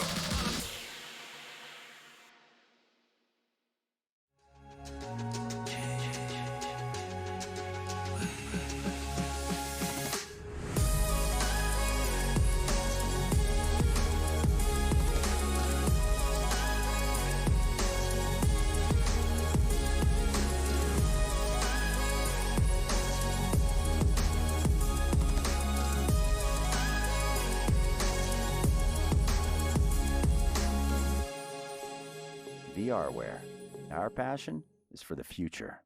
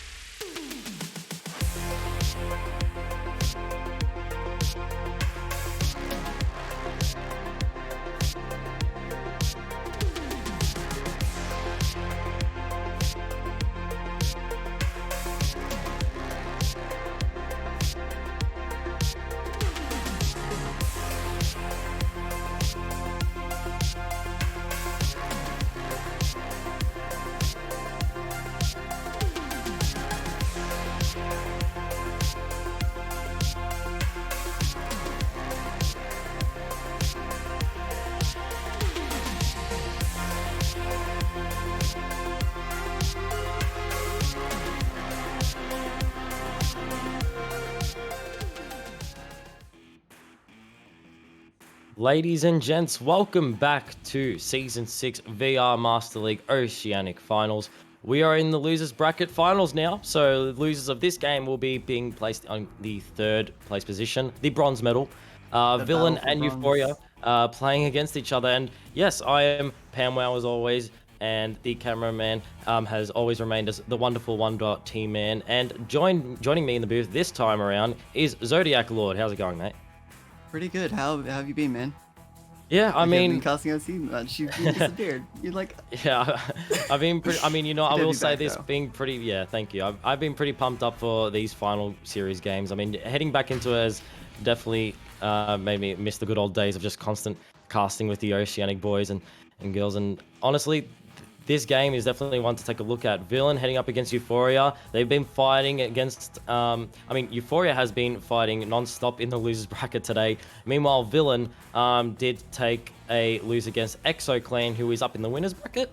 Winners bracket. So they've been put down in the losers bracket now, and will head off against Euphoria. And look, we'll take a look at these two teams now, their history with each other. The previous Yeah, definitely games well against deserved. each other. Yeah, the previous games between Villain and Euphoria within Season 6, Euphoria taking a loss twice to Villain. So Villain definitely the favors in terms of predictions, but I mentioned this earlier on within the show that you can't predict with the Oceanic region, you really can't. So be careful with your predictions there in the chat. And before we get Depends on all your points ourselves in one place. underway, yeah, before we get ourselves underway here, also did not remind you guys at the end of the last game. Grand Finals coming up soon, November 20th. It's a day that you are not going to want to miss. Echo Arena Especially. VRML. Yeah, Season 6 Grand Finals for NA, EU, and OCE. This should be one of the biggest shows in VRML history, so be sure to tune in for the best Echo Arena you've seen all year at twitch.tv/VRMasterLeague. This one right here. November 20th. Remember that one. Emphasized it earlier. You know, tell a family friend, tell Don't be someone late. to remind you constantly. But November sure you 20th, signed November in. 20th. Yep. And I mean, members of Villain and Euphoria, they're signed in. They're ready to go. I feel like they will be reading up soon. they're raring to go, actually. Euphoria yeah. does be fighting their way out of the lower bracket. They've been fighting all day, almost constantly, I think. They've had like a little break here and now. And I think they're ready and they're charged up, ready to strike back, push Villain out of it, push them into third, or they could be taking a loss here. It just depends how tired they are. And what do you reckon their stats will be overall coming into this? Yeah, well, I will say this. Look, so losers of this game being placed in third, winners will be competing against Exo Clan for first, right? So the way the prizes are managed in this area is the second place team receive $400 USD, as well as a finalist tag. That's for second place. So winning this game automatically gives you that that satisfaction of, you know what, we get that gift at the end of this game, we're good. But it also gives you the bragging rights. You get the finalist tags, you get another shot at the crown. I mean, Exo Clan, they're undefeated. Who would, I mean, that's something that anyone would want, take down the reigning champs. And I feel like that's what both of these teams definitely have going on in their mind as they head into this game. They want to face Exo Clan. They want to take them down next week. So just remember it, ladies and gents. November 20th, that is the date to remember. Definitely. Coming up with them, they are the misfits of Oceania, as you've heard much in chat. Swim and Cardamon and Flood have been put together, especially on this team. It's a chaotic mix, to say the least, but it's working so far, and it's pushed them against each other and against the enemy, pushing all their anger out on the others. It's been great for them, and they've pushed through it, and they've come back to hopefully at least third. Yep, and just before we head into the game, if you're just joining us now, you got no clue what's going on. What is VRML? What is all these fancy language they're using? VR Master League, VRML, is the largest grassroots VR esport organization with thousands of active players, founded in 2017. It's been constantly growing, and really appreciate to everybody within the community. But right now, we're going to head into the game. Both teams are getting themselves readied up here. Villain against Euphoria in the losers bracket finals of day 2. Winners of this proceeding on to the grand finals next week. So this is where it boils down, ladies and gents. Get yourselves ready, get yourselves comfortable, find some popcorn, find yourselves a soggy bunning snag, because we're hopping into this one immediately. Villain and Euphoria. God damn, those graphics are so cool. First to the list, first to the key. Let's see who gets the disc coming out of Neutral Joust. And it will be Villain, surprisingly, with Impact making an impact early on in the game. Passing forward to Odin. Odin trying to juke out that defense. That defense coming back to set up and try and cut off those passing lanes, trying to push them back. But he will be passing forward to KVN. KVN's going to try and look for an open pass. Open pass is going to get stolen, though, by Cardmon. An intercept by Cardmon is going to clear it downfield. Oh yeah, beautiful steal there from Cardboard. And interesting, Euphoria actually entering with a defensive-based initial joust. Oh, dinging off the top of the post there. One more shot might do it off the left shoulder, winding their way in. Will be Impact with the save. And another impactful interception to a pass to Swim. And Euphoria just pile on these attacks and will not let go. Relentless until they find their points. 11, 10, 9, 8, 7. Absolutely relentless here as we come on for Villain Joust now. Seeing how they will come out of this on top and how they will strike back as a cold, calculated villain of a team. Alios is going to be holding the disc, sending it down deep into Trench to Impact. Impact to KVN, bouncing off pole, passing up to Aliosa. Aliosa straight back to KVN to take a one-on-one to sink it in for 2 points for a retaliation goal. Yeah, see, this is where things get interesting. I love how teams acknowledge other teams' strategies and gameplay tactics. Euphoria, in all their previous games, were jumping out of those tubes. They were getting that initial disc. Now against Villain, they're taking their time. They're playing defensively around their map, and they're kind of allowing Villain to have that initial possession. And you know what? It worked out for them initially, but now Villain tying up the scores 2-2. It's very interesting, to say the least, to see all the different gameplay strategies coming to light here as Shredder finds the clear and bounces its way over towards the right boot down there. Another slap from Euphoria. That might bounce into the goals, bouncing off the backboard. Swim, unable to secure it, and KVN with a clear to Impact. Impact is going to clear it down deep. It's going to be ending up in Alios's hand. Alios is going to try and slap it up to Odin, but it is going to be intercepted though by Cardmon coming back for defense. Impact is going to be passing cross for a reset with KVN. KVN's going to pass cross to Pac-Man with Odin. Odin again is going to dance around a bit, try and draw that defense, trying to draw out his team to get in position. But he's going to lose it to a stun to Flood. Cardmon is going to be there for a slap, but Flood's going to say, let me grab it and pass it downfield. It's going to end up in tunnel with anybody's being able to grab it, but it will be Shredder. Shredder going to get stunned out though by Impact. Impact playing around with the disc bit, sending it right the way back through tunnel, sending it into the mid area. It's going to be a little bit of scuffle for disc, scuffle for defense, and Impact will be holding the disc with the pressure on him, but the Shredder will be shredding that disc, shredding his chassis down and not letting him get it anywhere near where he wants. It will be getting close to goals though, with Shredder going for a slow goal, but is going to be missing it with that defense coming in strong. Yeah, the re-grabs were there straight away from Euphoria, but that little second of delay bouncing off the back here, the re-grab from Aliosia, finding the rebound off the backboard and punishing immediately with a 2-pointer there. 4 points to 2, Villain taking the lead here. Yeah, honestly, it just takes 1 second of being idle with the disc for someone re-grabbing to instantly cut you off and intercept and steal that disc from you. You have to be so quick, especially in the final position you are. Scary. Yeah, it is. That's why I can't handle playing Echo so much. That's why I stick to commentating. I can't handle the pressure. Swim with the possession getting stolen away from Impact to Ali. Ali gonna reset it. Good reset there back to Impact. Impact now with the possession, clearing it over to the Pac-Man. Odin now making his way into the bubble. Odin swimming around. Oh, went for the air dodge there. Nice and high, but getting stolen away from. And Shredder with the clear through the mid side. The re-grabs are there instantly from Euphoria. They're ready for it, and they might find themselves 2 points there, tying up the scores. An excellent type indeed, with Cardmon finally retaliating with the goal of 32 seconds, only taking not that long, half a minute, but it's still going to be an action-packed round if we've ever seen one. Villain will be on with the offensive joust now, seeing how they come back for the offensive strike against Cardmon, maybe a little bit of another retaliation. Odin's going to pass left to KVN. KVN's going to pass it again right deep into Impact's hand, but the sack's going to be there with Aliosa taking advantage of the open goal to send it in for 3 points. That was a beautiful play from Villain. That was a beautiful passing play from Villain. I can't see a more well thought out passing play coming within this round. I mean, Villain just, they had the calmness about them. They weren't pressured by Euphoria. They took their time. They even had a little reset there for a second. And they just forced that disc all the way up. Everyone was in their respectable positions, and they made it work. Yet again, Villain looks like they're coming out once more for another opportunity here. The regrabs are there to pressure. Too little too late there, as Euphoria able to find their clear to the mid side. Shredder now with the possession.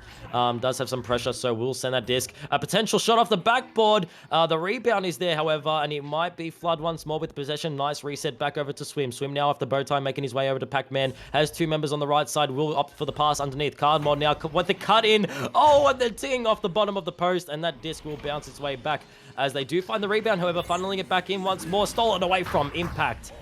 And we'll find the clear back through to the right tunnel. We'll end up in mid with Cariosa, Aliosa, the one who everyone in OC loves, but it will be ending up almost in Impact's hands. A bit of a miscommunication there. Aliosa going to pick it back up, but Carbon saying, no, give me that, and it's going to send it right the way through tunnel.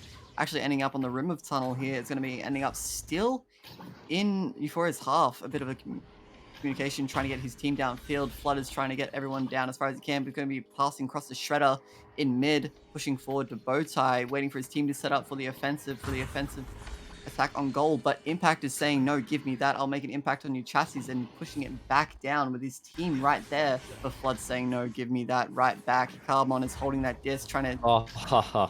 It's going everywhere. Cardamon went for the reset, but Impact was there waiting, found the intercept, and now here comes Odin with the disc on Pac-Man. Oh, went for the little pass there, but the regrabs were just way too quick. Could not pause their momentum in time for that pass. Impact now with the possession, finds the clear over towards the left side. Pac-Man, KVM with the possession, stolen off of from Flood, and Flood will find the clear to the right tunnel. Now the regrabs are on their way from Euphoria, as well as Villain. They're all on top of that disc now. Impact able to manage to find that clear back to the mid side. Well played there from Cardamon, found the disc and ducked to avoid that stun, and now finds the clear back over towards the right side. Swim with the possession now as Euphoria set themselves up around the bottle. Here comes Swim now, one-on-one situation, finds the clear over to the left boot. Now here comes Cardamon winding his way off the post, but KVN extends all the way out, finds the intercept and the clear, and now another series of regrabs. Players are on top of each other this game, this round, especially just not letting each other have that possession. Exactly, especially with one three-pointer making a difference between both these teams. It was so lucky to get that shot, as it was only 2-pointers before this, but they may make another three. Impact making an impact on the back of the goals, sending it in for three, making it a 6-point lead. And that big 1-0 on the board for Villain just makes the gap seem so large, but I can assure you it is not. One more three-pointer can put Euphoria back into this round. 2 minutes 25 on the timer as Euphoria enter their joust advantage. And if they, as I said earlier, they can find a few points for themselves, they can definitely come back here.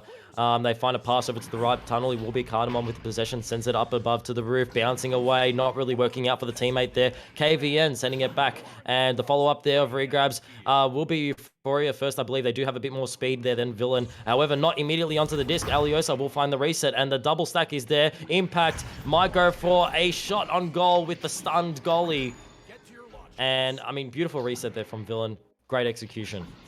Yeah, especially with the stun out early of Swim. It was dragged out by KVN, but it still did not matter, as it did get pushed out of goals, trying to get around him to try and save that. They are now on the offensive joust. Euphoria will need to make a comeback here. Swim is going to be sending it deep left side onto tunnel, waiting for his team to set up, but that stack is going to be lethal, coming in sharp and hard, not letting him get anywhere near where he's supposed to. But Carbon is going to be holding the disc. He's going to be trying to duck and try and get it close to goal, but it's going to be missing, sadly, with that defense being way too strong, swarming around him. Impact is going to get stunned out by Swim. Swim sending it high left to Flood. Flood's going to be holding the disc, waiting for his team to set up for an offensive attack. Carbon going to try and juke it in and send it in for 2 points, bringing the gap right back to 6. I'll say this, Cardamon is doing very well from these tight angles. I mean, every time he's approached the goal from that left area we just saw there, he's managed to find goals. He's managed to find points, and that is a tough angle, ladies and gents. I promise you, they're making it look easy, but it's very difficult to try and pull it off yourself. Villain with the possession now. They're going to take their time, 12 points to 6. Not sure what the self goal was for there. I think he might have forgotten that self goal is enabled in the tournament series. Odin puts it inside for the self goal, but you know what? It could also be in terms of managing their energy levels. They don't want to have to put on a great show of defense. They just want to take their time, and forcing a 2-pointer is definitely better than dealing with a 3-pointer against you. And now, like, you see, it actually is, now that I think about it, it's actually really smart what they just did there. You see, they forced a 2-pointer, so Euphoria couldn't get a 3-pointer. So that puts them at 8 points instead of 9. So that means Euphoria have no chance of scoring another 3 and putting themselves on 12 points. The highest they could get was up to 11 points. Big brain there, big brain play there from Villain. It's Like, a weird play, huge but brain. I think it would Like, work. it took me a moment. Okay, granted, it took me a moment to realize. I was like, are It they would just stop doing that that to stall 1-point time? fight. It would stop Yeah, that 1-point fight going back and forth, getting 2s and 2s over and over. That is actually a really smart play for them to both, instead of wait for the 3 to come in, wait for a 2. Exactly. I actually, it took me a They second to were also realize, I will mathematical admit. time, so it does make sense as well. Yeah. Going into it, doesn't let them push forward. Yeah. So Villain taking away the first round from Euphoria here, ladies and gents. And I mean, their whole team is playing very consistently well. I mean, we saw all those hundreds of pass plays that they sent up and down the field, but I mean, the stacking pressure is immense from both of these teams. It's so back and forth. Especially on the thing that we have with this game being on Singapore, it's huge. Both these teams have huge potential even on their own home servers, but being in the middle ground, it kind of makes them meet in the middle and fight it out on a fair, even ground. And it's so good to see both these teams adapt to the thing and fight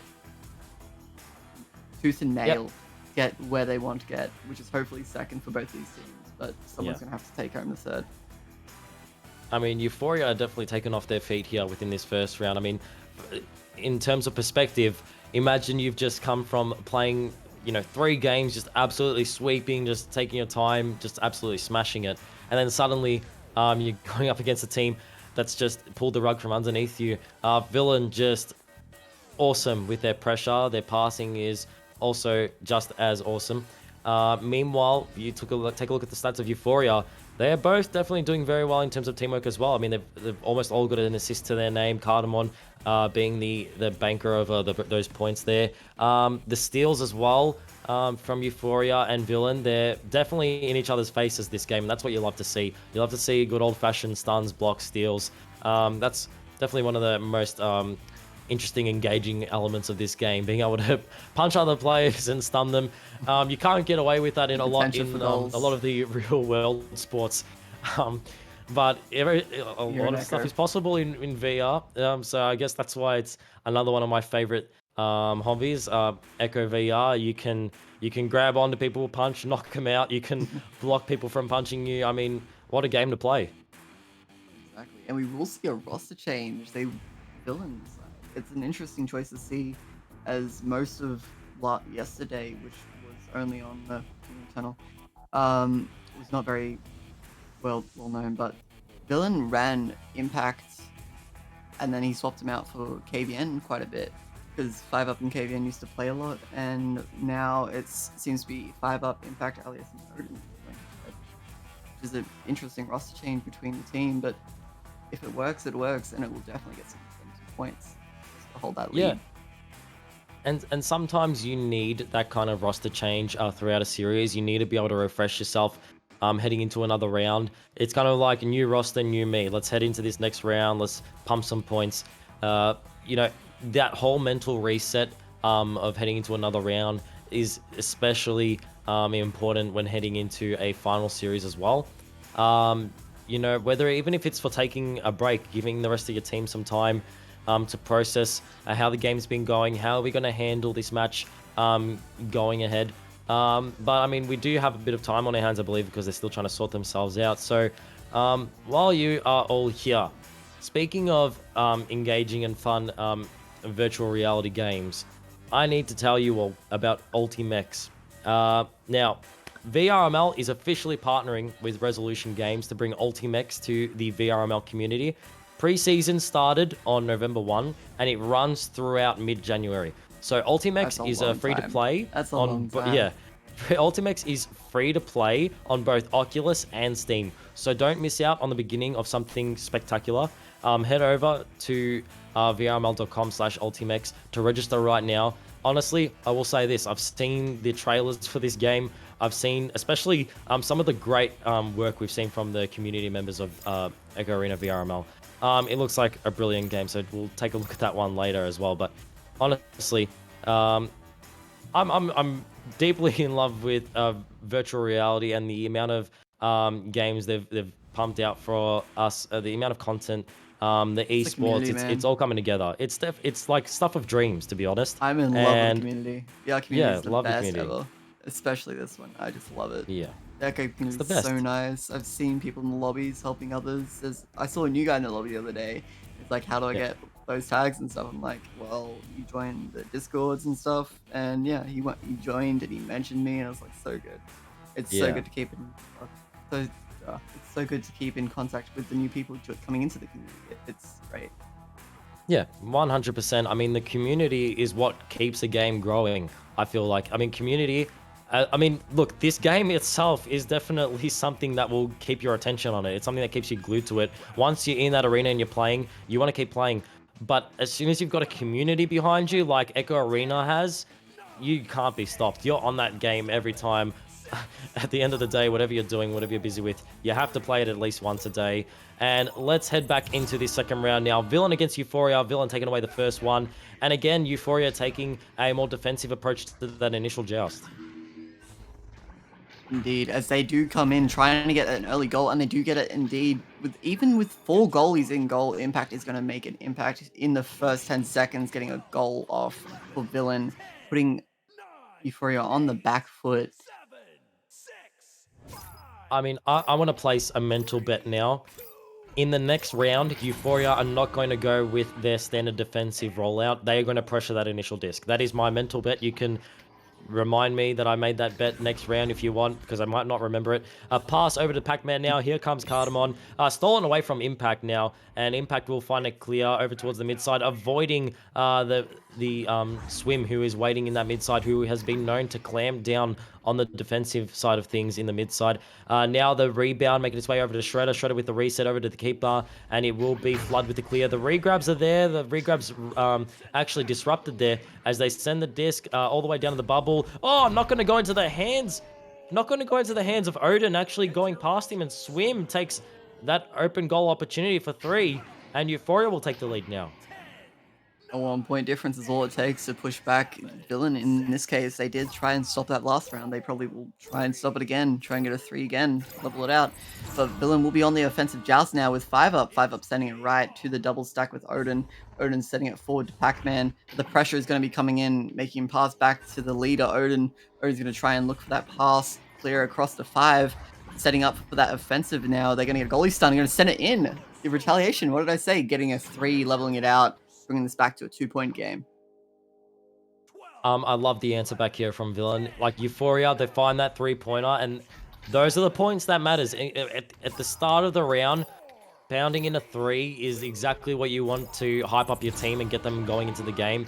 But when teams like Villain just answer back immediately, just cuts off your momentum straight away. Let's see if Euphoria get themselves back into it now. Impact with the regrabs, they find the stun, and they will follow up on this disc that has been let loose into the bubble. The regrabs are there. 2 forces are greater than 1 in this game, especially when you're regrabbing.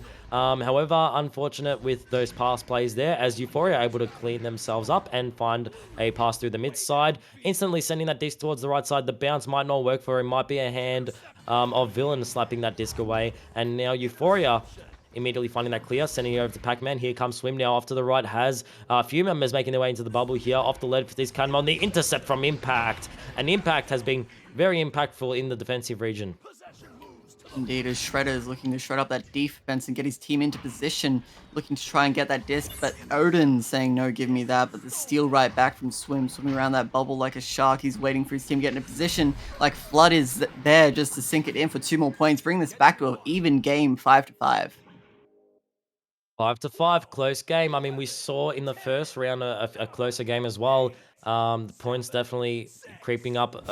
You know, as the round proceeds, it's like the points never get too far away from each other. They're always chasing each other, and it's that type of high pressure type of game regarding these scores that really keeps you interested. As Impact goes for a quick shot there, Swim in the defensive side with the save and the clear back through the left tunnel. That disc is going to bounce its way over towards the trench section. Swim going to get his hands on it once more. However, 5up going to recycle that stun and that disc over to Ali. Ali with the clear, bouncing off the shield, potentially Shredder. You're going to grab it off that shield there and send it over towards the right, not directly on the teammate. However, Cardamon with some pressure. Flood's going to help him out there. Sends it over towards the right now. And Swim not going to be able to reach that on time. However, uses the momentum of another villain member and chases down the possession, steals it, and finds the three-pointer. What a play from Swim. That felt like a contemporary pub pool, just trying to get around, just trying to scramble for the disc, and it worked. It worked amazingly, just getting around, using the own chaos of the situation to get there. And hopefully Villain may be able to respond here, but they're going to try and ride that 3 as long as they can, try and not let them get any closer than they can. As we just saw, Shredder's not letting that get anywhere close to hit their goal, sending it deep, and it will be stopped though by the double stack from Villain, Aliosa and Odin back playing the backfield. 5up is going to be there to receive it though, playing around that tunnel with Shredder playing there for the pressure, ending up in Colonel Trench on the blue side, but Shredder's going to be there right back to pick it up, pass across to Cardamon. Cardmon's going to be looking for his team to stack forward and move. Going to be ducking Impact, a great duck indeed, but Alias is going to be there to stun Swim, and it's going to be stunned right back. Bit of a mutual stun going on from both sides. Going to be setting it right the way through tunnel. It's going to be ending up in the top trench area, but Shredder's going to be there for the defense, and a bit of a stun out. Neither of them stunning out each other. It's going to be a bit of a mutual agreement, but not a mutual agreement for Impact. Going to be sending it in for 3 points, bringing this back to an even game.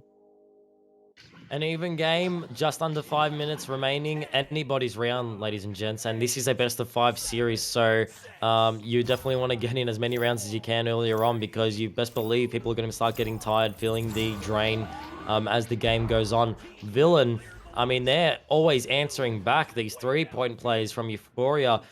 We might see another one here. I mean, Euphoria might have a few words to say as they find an inside shot there for 2 points. Great passing there from Euphoria. 2 points up on Villain now, 8 points to 10. As we do see Villain having to try and maybe recover here with their different jousts, maybe coming out of the tubes, seeing who will grab the disc here on their offensive joust. It will be a difficult one to recover from and push back. 5up still being the joust, still being the QB, but that may be a crucial mistake as Carbon is going to be holding the disc, sending it up top. Bit of almost a bounce shot into goal, almost. Oh, that was so close. Yeah, and the re-grabs were nearly there too. As Carbon was holding the disc, he's going to be trying sending it for a lucky shot to Swim, but it's not going to be able to receive. Going to be ending up in Euphoria's half with the grab from 5up. 5up going for a half court, bouncing off the top of Clock though. Flood's going to be there for the receiver on the defense though. Back to Cardamon to Shredder for a duo play, trying to send it down as far as they can, close to goal. Almost going to go near goal, but 5up going to be there for the recovery. Almost going to tunnel, almost losing the disc there, but Impact's going to be there, sending across to Odin. Odin sending it all the way downfield if he can, but Flood's going to be there to grab that and not let it get anywhere past mid. And Euphoria showed us earlier today how they are masters of wasting time when they want to. So they do have the point advantage. I wouldn't recommend necessarily wasting time at this point in time. I want to get some more shots in, but they do have that ability. With this point lead, a 4-point lead now, and 2 minutes 50 on the timer, they are definitely more than capable of maintaining that possession and just keep the disc running in between them, just running circles around their opposition. Meanwhile, Villain with the joust advantage now. We saw a brilliant pass play from Villain earlier when they had the joust advantage earlier in round 1. Let's see if they can create something for themselves now. They're setting themselves up immediately down the field. A pass over down towards the middle. Here comes Impact and sending it over to Odin. Almost a mirror image of the previous play we saw. However, a bit of a disruption here with some pressure. Odin sends it to the left. Oh, the cut-in is just a bit too quick, and the pass will not make its way towards the teammates there. An answer there would be huge for Villain. However, they do find the re-grabs there, and Impact will have the possession, sending it back to the mid side. Answered by Flood. Flood stolen offer from Ali. Ali stunned away. Here comes Cardamon. Cardamon finds the bounce pass, intercepted by Ali. Ali sends it once more to the mid side. Back to back to back. Villain and Euphoria going at it this evening as Flood finds one more clear over towards the mid side, bouncing off Shredder's stunned avatar there as Cardamon now with the possession, waiting for the teammates to make their way up. Odin finding a stun, might find a second one there, does indeed, but here's a stun on Odin now. Swim and Shredder making their way in between, and here comes Cardamon with the shot, bouncing off 5up's head, and that will be a self goal. Poor 5-up getting used as a bounce board to send it in for 2 points, bring the lead up to 6 points in Euphoria's favor. It's going to be huge coming into this. They will need to retaliate here if they want to end it in 3 rounds.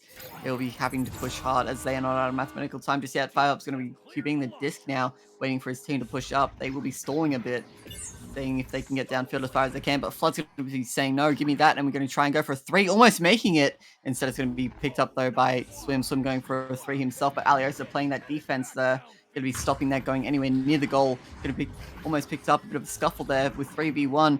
Bit of a goalie reset, though, to Impact. Impact sending it through tunnel if he can, sending it all the way into Euphoria's half with a stack right there from Odin. Odin, the bounce board, it going to be You want a being 3-pointer? off, but 5-up is going to be carrying it for a 2.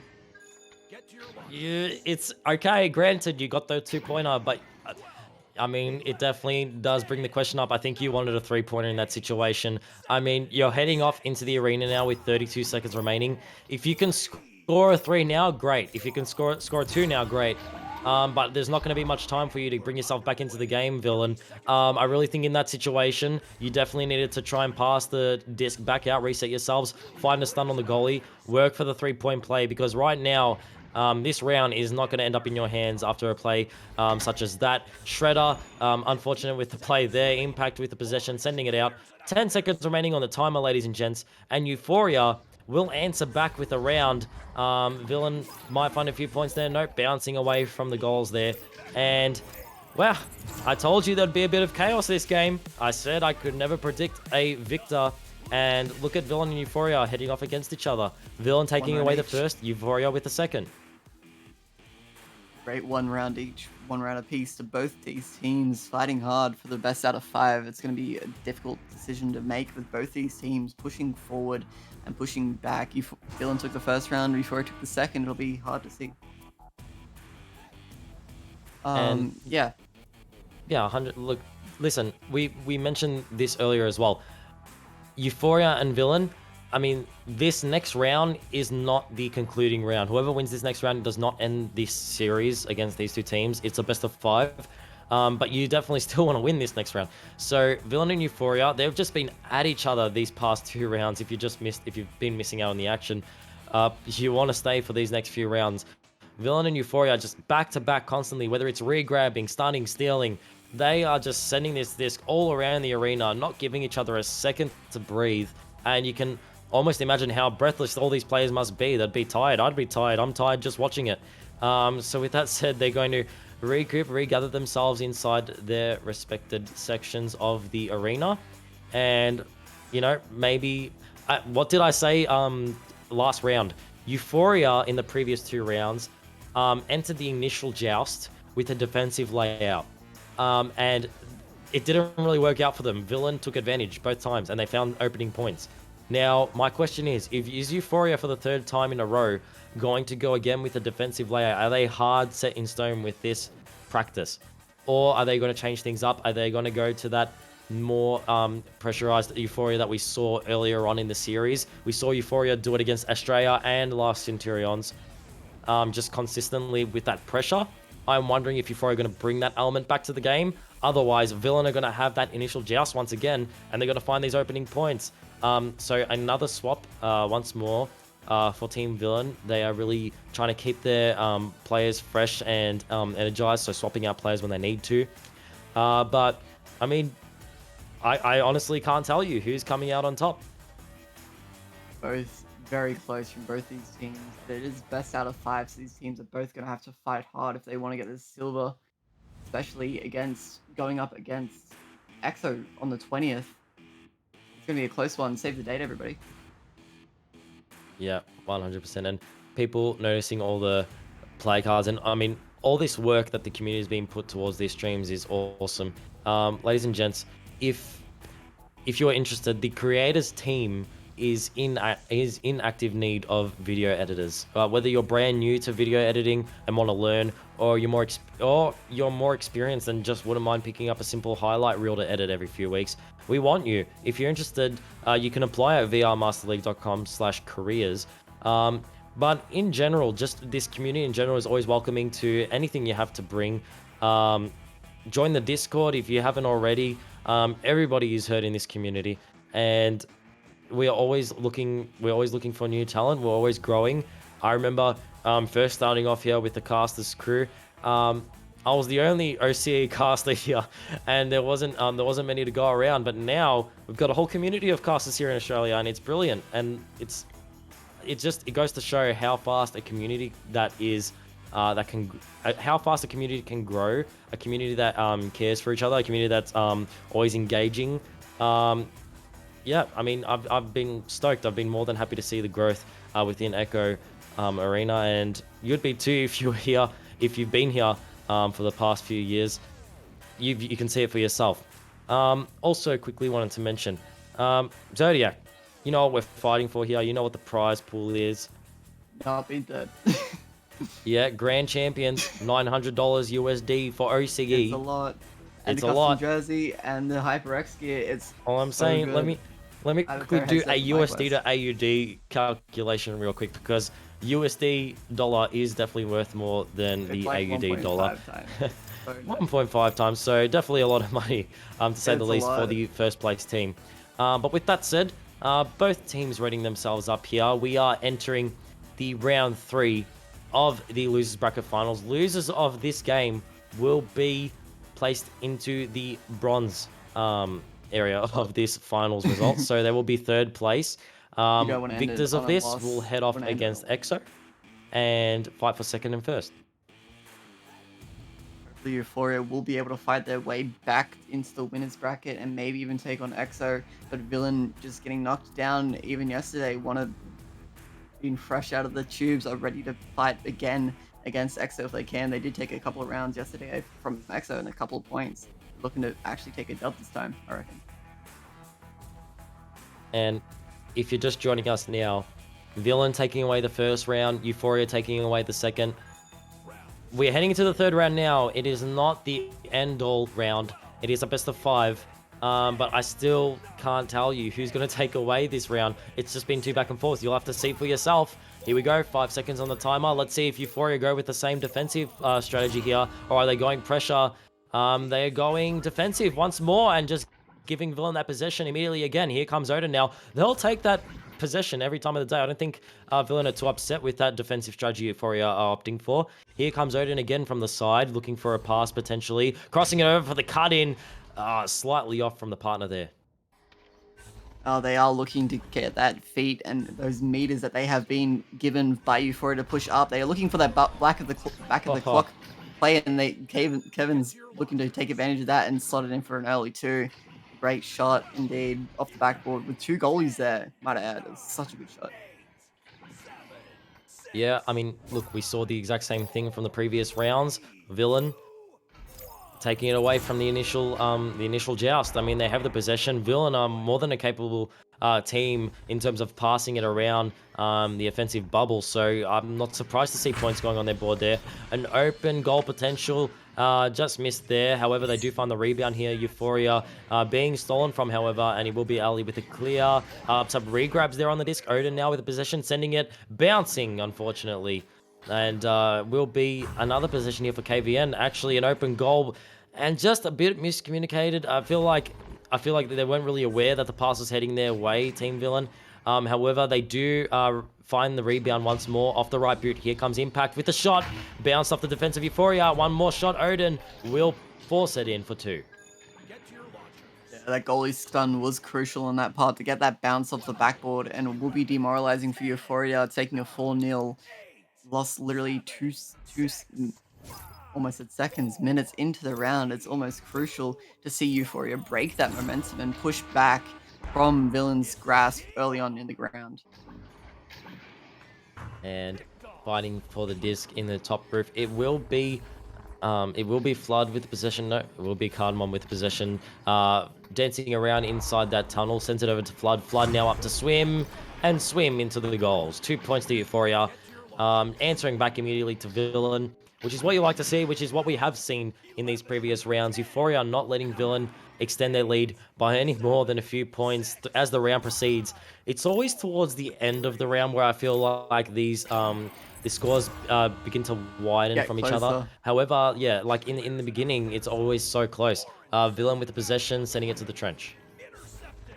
will be a trench play to Shredder. Shredder's going to clear it deep, almost passing it across to Carbon. Carbon's not going to be able to recover it, but Flood will be there to play around with the disc a little bit, getting an ender on Odin, but Impact's going to be passing right back to his captain of Odin. Odin's going to send it right through tunnel with the stack going to be there to receive it. Aliosa passing across to Kevin. Kevin's going to shoot for a 3 on the open goal, but is going to barely miss sending it on the left side. Carbon's going to capitalize and send it right the way through tunnel on the response, getting it close to goal. That stack race is going to be crucial here. Who will get the disc first? And it will be a bit of a scuffle. Sending it right back to Odin. Odin's going to hold that disc. Maybe go for a Open half goal. court here if he can. Getting very close. And it will be Kevin instead. Playing again off the backboard. Sinking in for another 2 points. He seems to love the backboard today. And he's going to be playing off it as much as he can. Getting another 2 points for Dylan.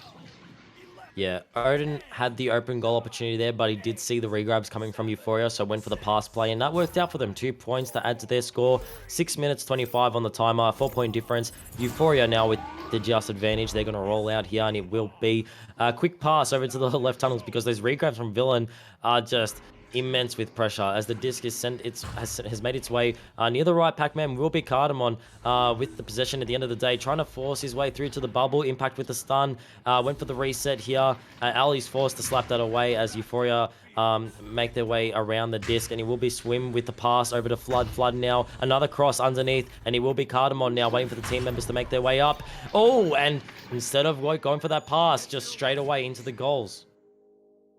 Yeah, he was probably trying to defend that cut, defend that pass, but he was not watching the main guy with it. Dylan now on the back foot here on the offensive joust. It's still a 2-point game. They still could keep that lead if they play a little bit more defensively and stall, but it will be maybe a ghost play here, sending it on the right side with Kevin. Kevin's going to hold the disc, sending it deep, almost to Impact. Impact is not going to be able to receive it. Shredder will be there instead, but Impact on the open goal almost. Odin's going to be playing around a little bit. Back to Impact to send it in for 2 more points, bring the lead back to double the points of Euphoria. Villain are not letting up with these pass plays. They just keep them coming. Back, forth, 1-2s. They're just pulling all of the cards here. And, you know, the passes are working. They're making it work for themselves. They're getting points for themselves. And, you know, Euphoria, I have a feeling they might answer back immediately here like they do on occasion. That they really might want to do here as well. 4 points to 8. They definitely want to close this gap here, as it will be Odin with the possession, goes for the pass across the trench, very dangerous pass there. Impact will receive it, however, sends it through the mid side now, bouncing off the top, bouncing off the right shoulder. The now members of Villain are all around this disc now, sending it underneath. Here comes Aliosia. Oh, winds it around, and it's going to bounce its way off Cardamon. It's unfortunate, it happens sometimes, but a self goal it is. 2 points added to Villain's total.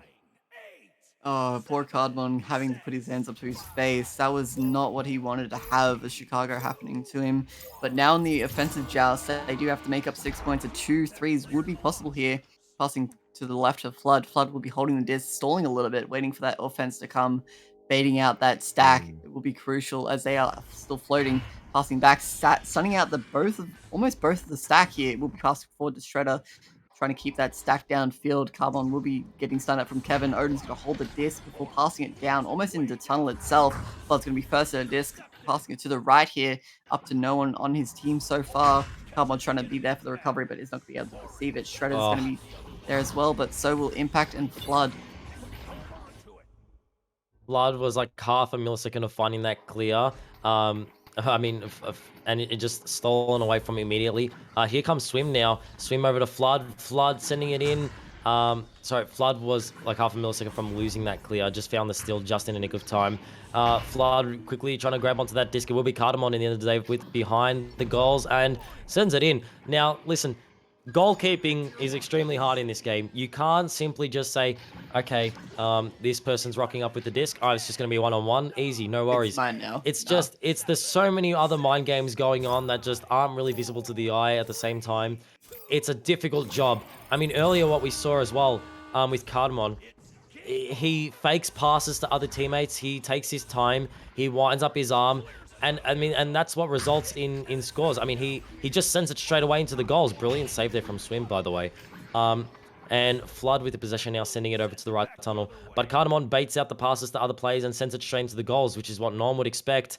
I mean, it's very difficult to expect. I mean, apologies, as a goalkeeper. So you know, well played from players that take advantage of that, such as Cardamon. Meanwhile, a 6 point to 10 point difference here. So any amount of points will do. Oh, the intercept from KVN there as he sends it back up to the roof. Bouncing out of top trench, and it will be almost a grab out by Impact. Impact going for a 3, almost making it, and he's going to sink it in for 3 points, bring the lead even further to 6 points. No, 7 actually. Oh my god.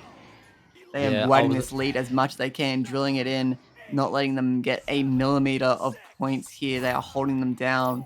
2 minutes left on the clock. They will be on the offensive joust now, trying to get those points back if they can. Swim will be on the joust, on the QB, looking for his team to set up, trying to bait out that stack from Impact and Aliosa if he can. It will be passed across the Carbon. That stack barely missing him by a hair. Dancing around on the floor, dancing around, looking, trying to bait it out, but it will be passed across the Shredder to sink it in for 2 points, bring that lead back if he can. Yeah, it's going to be a very difficult play. Euphoria need to pressure this joust advantage, and they need to do it very well. They cannot let this disc pass the mid side. There is not enough time to take the lead within this round if they let this disc kind of be played around them. The disc is messed up, and that's exactly what Euphoria want. They send it straight away. It's not going to be an instant 3-point punisher, but they're making their way to the rebound. Here comes Cardamon now. Has members making their way to the bubble to cut him potentially. Again, the 2 cutting members in the bubble. Cardamon says, I'm not giving it to any of them. It's going straight in the goal. Goalkeeper doesn't expect it. Straight away into the goals. 10 points to 13, a 3-point difference. Yeah, the goalie's probably trying to defend himself from the onslaught of stuns and chassis and characters in the way. It's going to be a difficult one to see even at that. But Impact will be holding the disc this time, playing on that QB. They do just need to stall, but they do have the 3-point advantage. Carbon is going to be pushing forward to try and grab that disc. But it will be passed across to Odin. Odin's going to be trying and stalling himself, passing forward into the opposing half of Euphoria. Very close to goal, maybe going for some last-minute glory points here. 20 seconds left on the clock. Kevin's going to try and intercept here, but it is going to ending up in the tunnels, bouncing into Villain's half. Odin's going to be there, playing the backfield. Oh, Maybe for a reset here. It's going to be very close, slapping it very close to goal. They'll force it for a 2. Very close, going to be digging off the ring, digging off the backboard. It's just breathtaking here as we do come down to the last second. Swim's going to try and go for a 3 here. It's going to be missing and ending up in Chop Trench. Okay, we did see it earlier in this series, so I was so expecting that. Villain, I don't know whether it was on accident or not, but they slapped the disc backwards towards their goals. I was so ready to see them just bring that disc into the goals to force a 2-pointer to render Euphoria's attempt useless with a 12 to 13 point difference. However, Villain hold on, and they get themselves up to that 3rd round now. So rounds are now 2-1 Villain's way. So if Villain find themselves another round, that'll be them heading up into the grand finals against ExoClan. If Euphoria find another round, if the rounds will be 2-2 tied up, and we'll be heading into sudden death with the final round. But man, this game has just been too back and forth. I take it back. A game can never be too much back and forth. Like, you gotta love the energy coming from this game here. Yeah, you gotta love the fight between these two teams, especially with the strategy we saw round 1, rendering the attempt useless. They could have done that, and it would have been absolutely brutal to shut down any attempt and lose by 1 point. That is absolutely gut-wrenching to lose. But it's still an amazing strategy that we saw, I think, last season in Oceania happen, like twice, I think. And it was a great thing to see even Villain take advantage of now. It's going to be great to see what teams use it from now on and how it will work out. Yep, and earlier on, we did mention in the prize pool how items such as VR cover kits are being provided, all that good stuff. So speaking of those VR cover kits and everything, huge thank you to a lot of our shout outs here, like VR cover, for example. I mean, they offer high quality hygiene and comfort solutions for popular headsets. VR covers face cushions greatly enhance the comfort of any VR device, allowing you to play in VR comfortably for longer periods of time. Out live. And I mean, we have quite a few other sponsors that are helping us out with this prize pool as well. I'll get to those later though, because teams are readying up now. And again, just wanted to quickly also say apologies if you're hearing the tail end of what remains of my voice due to an unfortunate sore throat. But you know what? You get what you get. Don't get upset. We're heading into this third round now, and we're heading into this fourth round now, and we'll see who can come out on top. Villain, if they can A take it little bit away, confusing. they'll head themselves into the finals against Exo Clan. Euphoria want to keep holding on, and they want to find this next round. Euphoria do need to win 2 rounds to send Villain into the losers with bronze, but it's still not a loss in our eyes. It's still a third place. It's still a great fight from both these teams, whoever gets third, but both these teams are fighting for that second, fighting for that chance to take EXO on the 20th. Next weekend, it's going to be a huge day. Save the date. It's going to be huge. One of the Huge. biggest events in VR to happen for a while. 100% huge. I mean, November 20th is all that I'm going to be dreaming of now for the next few nights. I mean, next several nights, actually. November 20th, ladies and gents, remember it, because if you thought this game was back and forth, wait until you see what the grand finals produce. We have NA, EU, and OCE all on the same day. There's a lot of content going to be pumped out on that day, so stay tuned for that. But both teams readying up now. Do you think Euphoria are going to go with the same startup? Let's see. They may actually. I'm hoping that Starting they up push defensively. forward like they did with the other 3 games, but we never know. Again. As we do see the defensive play again. Pushing And forward, I it will mean, be Shredder it holding the worked disc, out setting for it them. down. It did. Yeah, I mean, It- Villain. Okay. It worked. Okay. It worked. Oh my god, Okay, it worked. it worked. It took our words. I mean, if you're just joining us now, the past 3 rounds, Euphoria went with the more defensive-based startup strategy. Villain just got a bit too excited with that initial possession. I mean, they had that disc. I think it was a bit of a headbutt or something that went loose there. The disc just went flying in the opposite direction where they intended, and Euphoria took advantage of it, instantly punishing. But now Villain they want to end this series.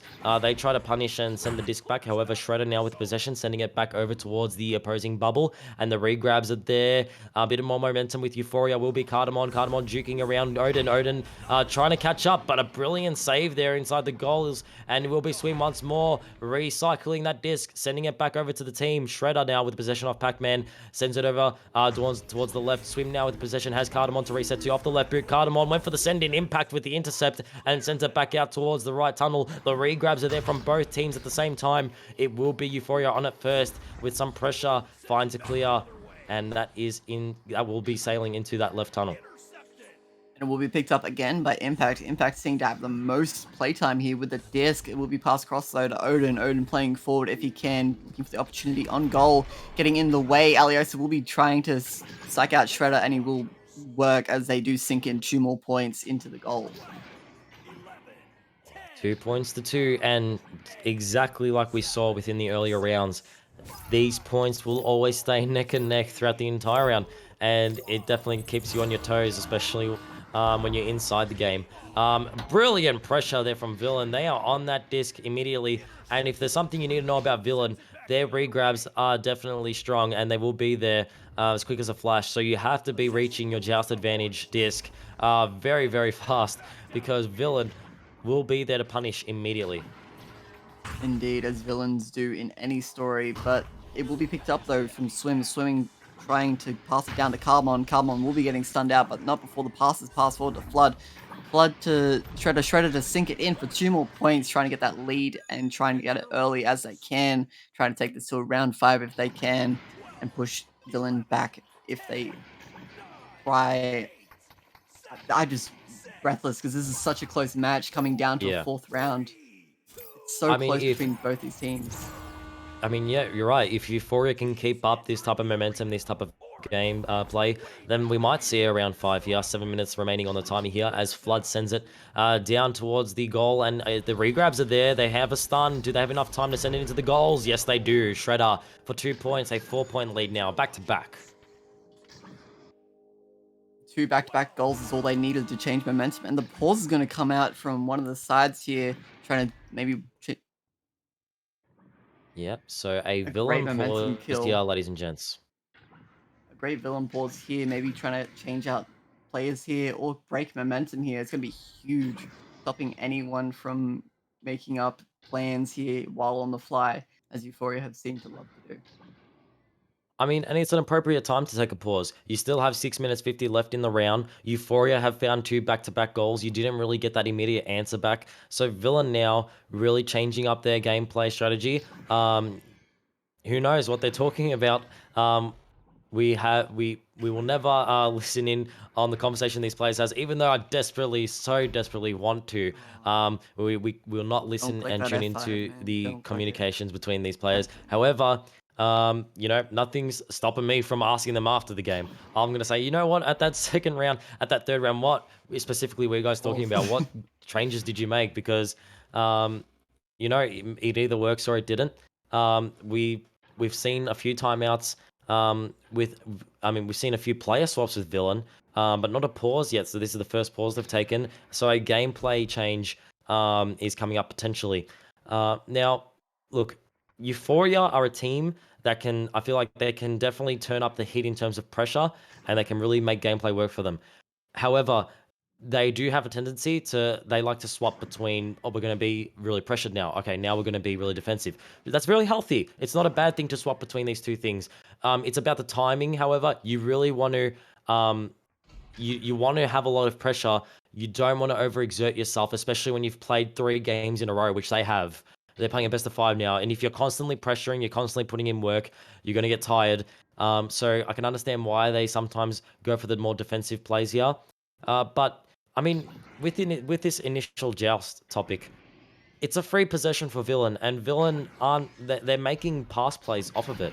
So it just raises up the question: are you going to sacrifice that initial joust for a more defensive approach, really saving your energy, or should you really go for that initial joust? Should you be putting that pressure on the line? Yeah, Zodiac, do you have any? What do you reckon about that? Nothing really more to add besides, as we saw a little bit before, Villain are strategizing around that useful little map that Rad has given us in the arena. It's so helpful to any new players looking to create little strategies about the game. It's a huge asset for any team in any position.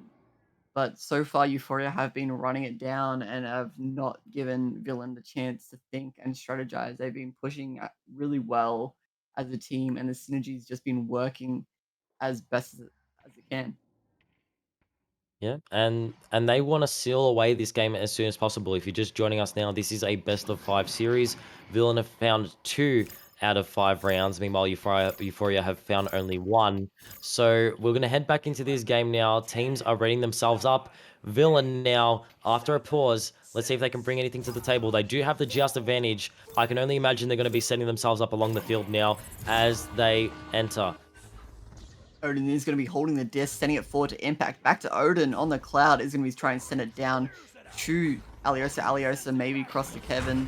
Kevin's going to be pressured by Flood, doing a little bit of ender here. He's going to be taking a one-on-one with Goal, getting the 2 points. That momentum shift may have worked in Villain's favor here. Beautiful execution. And I mean, look, a lot of those possessions involved Villains team members just extending away from their marked opposition. I mean, you saw a lot of those passes were very close to the opposition, but it was just that little extra meter that they pushed themselves away from their opposing marked player that kind of created that play for them. Meanwhile, Euphoria weren't really happy with that. They're looking to immediately answer back. However, Impact is going to find the steal there and send it down towards the trench. The regrabs are there, a few individual players there, and an answer back immediately. And straight away after a timeout, within a minute's gap, they've brought the score back up 6-6. They've evened it out. They said new game, new us. It's even now. Let's go. And they are looking to bring the fight and looking to push Euphoria into third if they can. Euphoria are going to come out of the gate screaming if they can, trying to push Villain back down and trying to keep that lead that they do not have, but they are trying to make. Carbon is going to be holding the disc, waiting for his team to get upfield. That intercept almost by Kevin. Shredder's going to be trying going for the disc, for the goal, but it's going to be stopped by Kevin and Odin. Odin's looking for that clear. Flood almost there, but not in range just. Swim's going to be holding that back line as a trusty backfield and is going to be sending it right the way back to his team, but Kevin's going to be answering in tow, sending it right the way back through the tunnel, but the pickup, though, from Swim is going to be crucial, sending it along the wall to any of his team if he can. Shredder's going to be stunned out from impact. It's going to be a bit of a confusion for the disc. Alias is going to be holding the disc with all 3 of his team there. Flood's going to be trying to get it down to his team, but it's going to be stunned out by Kevin. Almost picked up, though, but Swim again. The backline's gonna be huge here. Dancing around with Kevin on the backline is going to be a bit of a dangerous game here. Sending it almost into the tunnel with Flood. Flood's going to be holding it and sending it right side. Aliosa going to be picked up though by Kevin. Kevin's going to hold the disc in top trench, but Flood's going to be there to receive. Going for the backboard Oh shot. my Going to be digging off the goodness. ring. Very close there from both Euphoria and Villain. And just under 4 minutes 20 on the timer here. Points are still 6-6. A few unexecution goals, but there we go. There it is. As soon as I say it, Impact finding 2 points inside the bubble here. 8 points to 6. Villain taking the lead here now. If Villain can maintain this lead to the end, Villain will be proceeding onto the grand final match against Team EXO.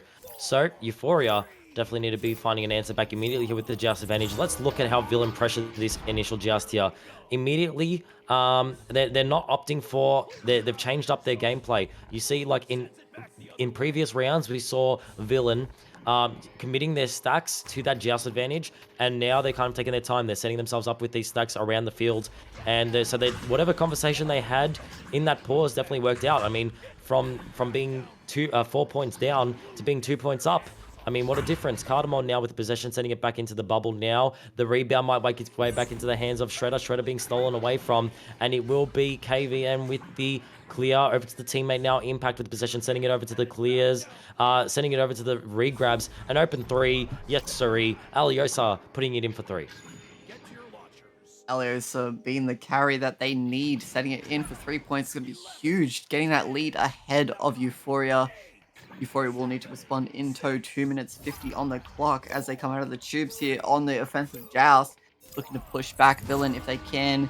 Let's see who grabs the disc. It will be Swim again, trying to avoid that offensive stack coming in as fast as it can. Pushing that disc. It will be passed cross though to Shredder, but Shredder will be stopped by Odin, and we'll end up in Popcorn Trap with Cardmon. Cardmon's trying to dance around the disc and dance around the walls, but the grab out from Impact. Impact's going to be holding the disc with Aliosa on his back, and will not be able to be grabbed by anyone. It is going to be floating for a little bit, and it looks like Euphoria will be grabbing it first. Never mind, it will be Villain. Villain looking for a setup to try and get close to goals if he can, but Swim will be Chicago'd, sending it in for 2 points for Villain. Yeah, unlucky there from Swim, but you know what? You have to hand it to Villain. They are doing brilliant with their past plays. Villain, throughout these past 4 rounds, have been doing outstanding with these past plays. And look, I'd go for a pause here too if I was Euphoria. 2 minutes remaining on the timer, 7 points down. You definitely need to use your pause here sooner or later. Look, okay, 2 minutes remaining on the timer. These next plays need to be planned out. It obviously sometimes things need to be adapted like as the gameplay pursues, but you need to plan out these next plays now. You have 2 minutes remaining on the timer, 7 points to score. You need to say, okay, you're going here, I'm going there, you're going there. That's the type of stuff that needs to be said during this time. It can't just be, oh yeah, we'll just go. Let's go, guys. We got this. It needs to be a lot of planning. Because Positive I can tell you optimism now, is always great, but yeah, optimism is always great. But I can tell you now, in that pause that Villain took, it wasn't just optimism. There is no shot it was just optimism. Villain came out of that with a plan, and they instantly executed that plan, and they found the points, and they brought themselves back up, and they just keep piling on these points. And now Euphoria need to bring the same element to this game. They need to come out of this planning stage now with something huge that's going to get them back on the board, because otherwise Villain's just going to keep piling on these points, and Villain's going to be the one seeing EXO Clan in the finals next week, November 20. yeah, exactly. Villain are looking to be for his story here. They're even probably planning their next moves as we speak, seeing if they can play defensively for the next 7 points, 2 minutes, just stall as best they can, or even score some more points, score some glory points, push Euphoria down as much as possible, as Euphoria have been fighting as hard as they can for the last 2 matches and push them back. Yep, and a mentality to always have, which is definitely important to have in this game, if you're in the position of Villain, is to stay on your A game. You have the lead, don't get comfortable in it. A friend of mine once always said, you know, the opposing team can score 8 pointers in a situation like this. They can score an 8 pointer right now. You Somehow, have to be someway. careful. You have to be careful because Euphoria. They're 2 minutes down. There's 2 minutes down to the end of the round. Sure, they are 7 points down. All it takes is a 3-pointer. To be honest, all it takes is a 3-pointer, and they're back in the game. Momentum. And I'm Momentum pretty shifts sure with so a well quickly. executed, well thought out plan, they can definitely make it work. Definitely, as you do probably see them, they're talking in the ranks, they're seeing who can do what, who's like best at what, even in the last desperate moments, they are trying to figure out any little tricks, any little plans that they could do, maybe even pull something that would normally be unconventional that would work. Yep. What I'm also interested to see now. So every time Euphoria had a joust advantage previous to Villain's pause, Villain always pressured it. They always committed their stacks. They were always in their face at that just advantage. After the pause, we saw Villain not really putting their players. They're not committing their players to the just advantage pressure anymore. So now, I feel like, do Euphoria know this? Do Euphoria know that they have a few extra seconds to fan out their players and, pass around? Are they going to take advantage of this? Let's see. We're heading back into it. Indeed, as we do have Swim on the QB, sending it left this time. They do seem to come out with a plan this time to trench to Cardmon. Cardmon looking for that pass across the shredder. There They it do is. There it answer is. back. They answered right back. Get to your locker. What they needed, 10-second goal. Zodiac, I said it. I mean, we talked about it. Look, Euphoria, you go into a pause, you come out with a plan. You execute that plan immediately. That's what the purpose of the pause at this time of the game is meant for, and you've executed well, Euphoria. Props to you. Now comes the stage where did you plan for the next joust advantage? Did you plan for the next stage of the game? Because there's 1 minute 15 remaining on the timer now, and Villain might just answer back straight away. Oh my goodness, Impact might have just brought Villain a grand final ticket. Maybe they just spent his pocket money on that, as there is 1 minute on the clock. We are running out of time here for Euphoria. Barely out of time now. 50 seconds left on the clock. They will try and get some glory points here.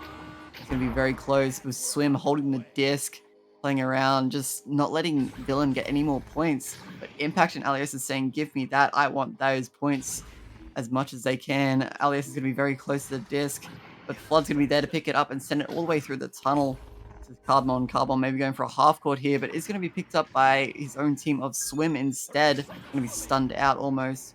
It's going to be slapped around. 20 seconds left on the clock, as we do have Impact holding the disc, stalling as much as he can, trying to keep Euphoria down their end as much as possible.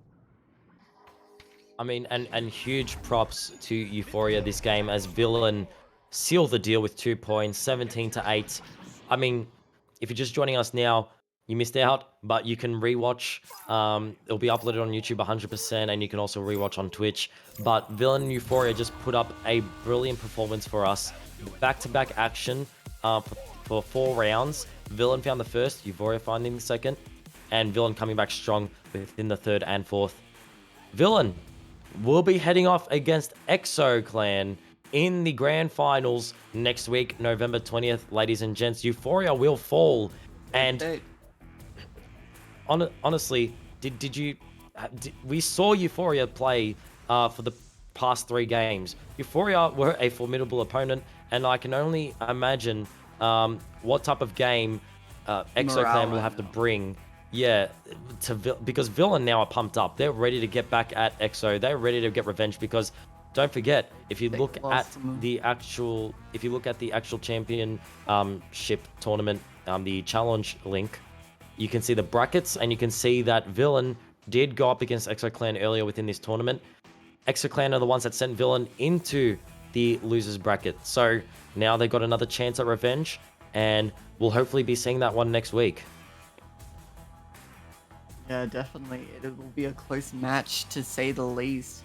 Both teams are still in the arena. They seem to be just talking about how intense that match was. Both a great game from both these teams. It was very close, even down to the last second. I was almost biting my nails. It was very close to say. Yeah. They're just relaxing now, as OC is such a close community. They're just having fun now in the arena, saying what a good game it was for both sides. Yeah. I mean, yeah, huge shout out to all the teams that played today. Last Centurions Australia, Fever Dream, Villain, and Euphoria. I mean, you've all done Hats well. off to them. You've all done very well. Yeah, you've all done very well. Brilliant plays. I mean, from what I've seen, there's been a lot of growth in terms of gameplay and technique within all the teams in OCE, and it's always amazing to see. Every single season, I'm amazed by what these teams bring to the table. Every player has done amazing, and look, I mean, the amount of times we saw Swim, Cardamon, Flood, and Shredder doing something crazy throughout this series was countless. I can't remember how many times, but they were always memorable. And you know, they've earned their place in the top 3 Euphoria. That's what I will say. A respectable 3rd place here. Villain now have guaranteed sneeze at. themselves a prize. Villain have guaranteed themselves a prize, so either 2nd or 1st place. And honestly, what more could you want? Villain facing off against EXO next week, and that will be November 20th, ladies and gents. You do not want to miss this day. Grand finals. We have NA, EU, and OCE, all 3 happening on that day. So be there. You do not want to miss it. November 20th. Please remember the day. Also, before we go, huge shout out and thank you to our sponsors of HyperX, Styrian Products, VR Cover, VR Wear, Armor, and yeah, other than that, huge thank you to everybody in the chat for stopping by. Really appreciate all the positive comments and everyone supporting their team. Love the community here. Thank you again to Wonder Team Man on the camera. Thank you to all the casters that have helped out today on across all the regions. And Zodiac, any last thoughts, mate? None really, besides this is probably the closest Euphoria has been as a new team to push the finals. It is a great thing to see. As well as Villain. I don't think Villain has been this close to taking on the top 2 teams.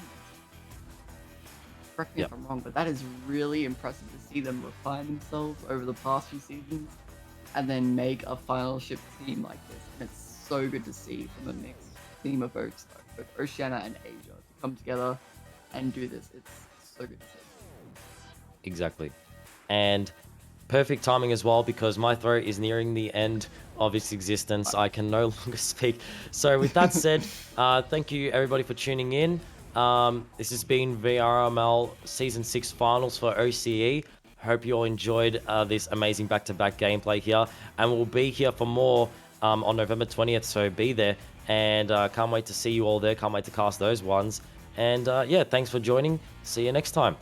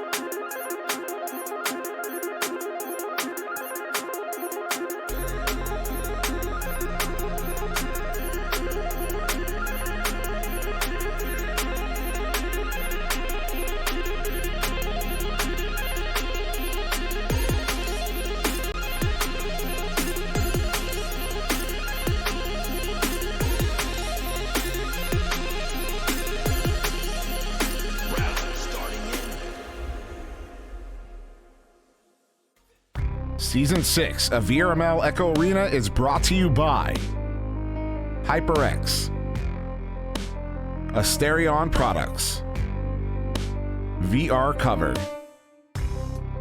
ProTube VR, Arma.gg, Kiwi Design,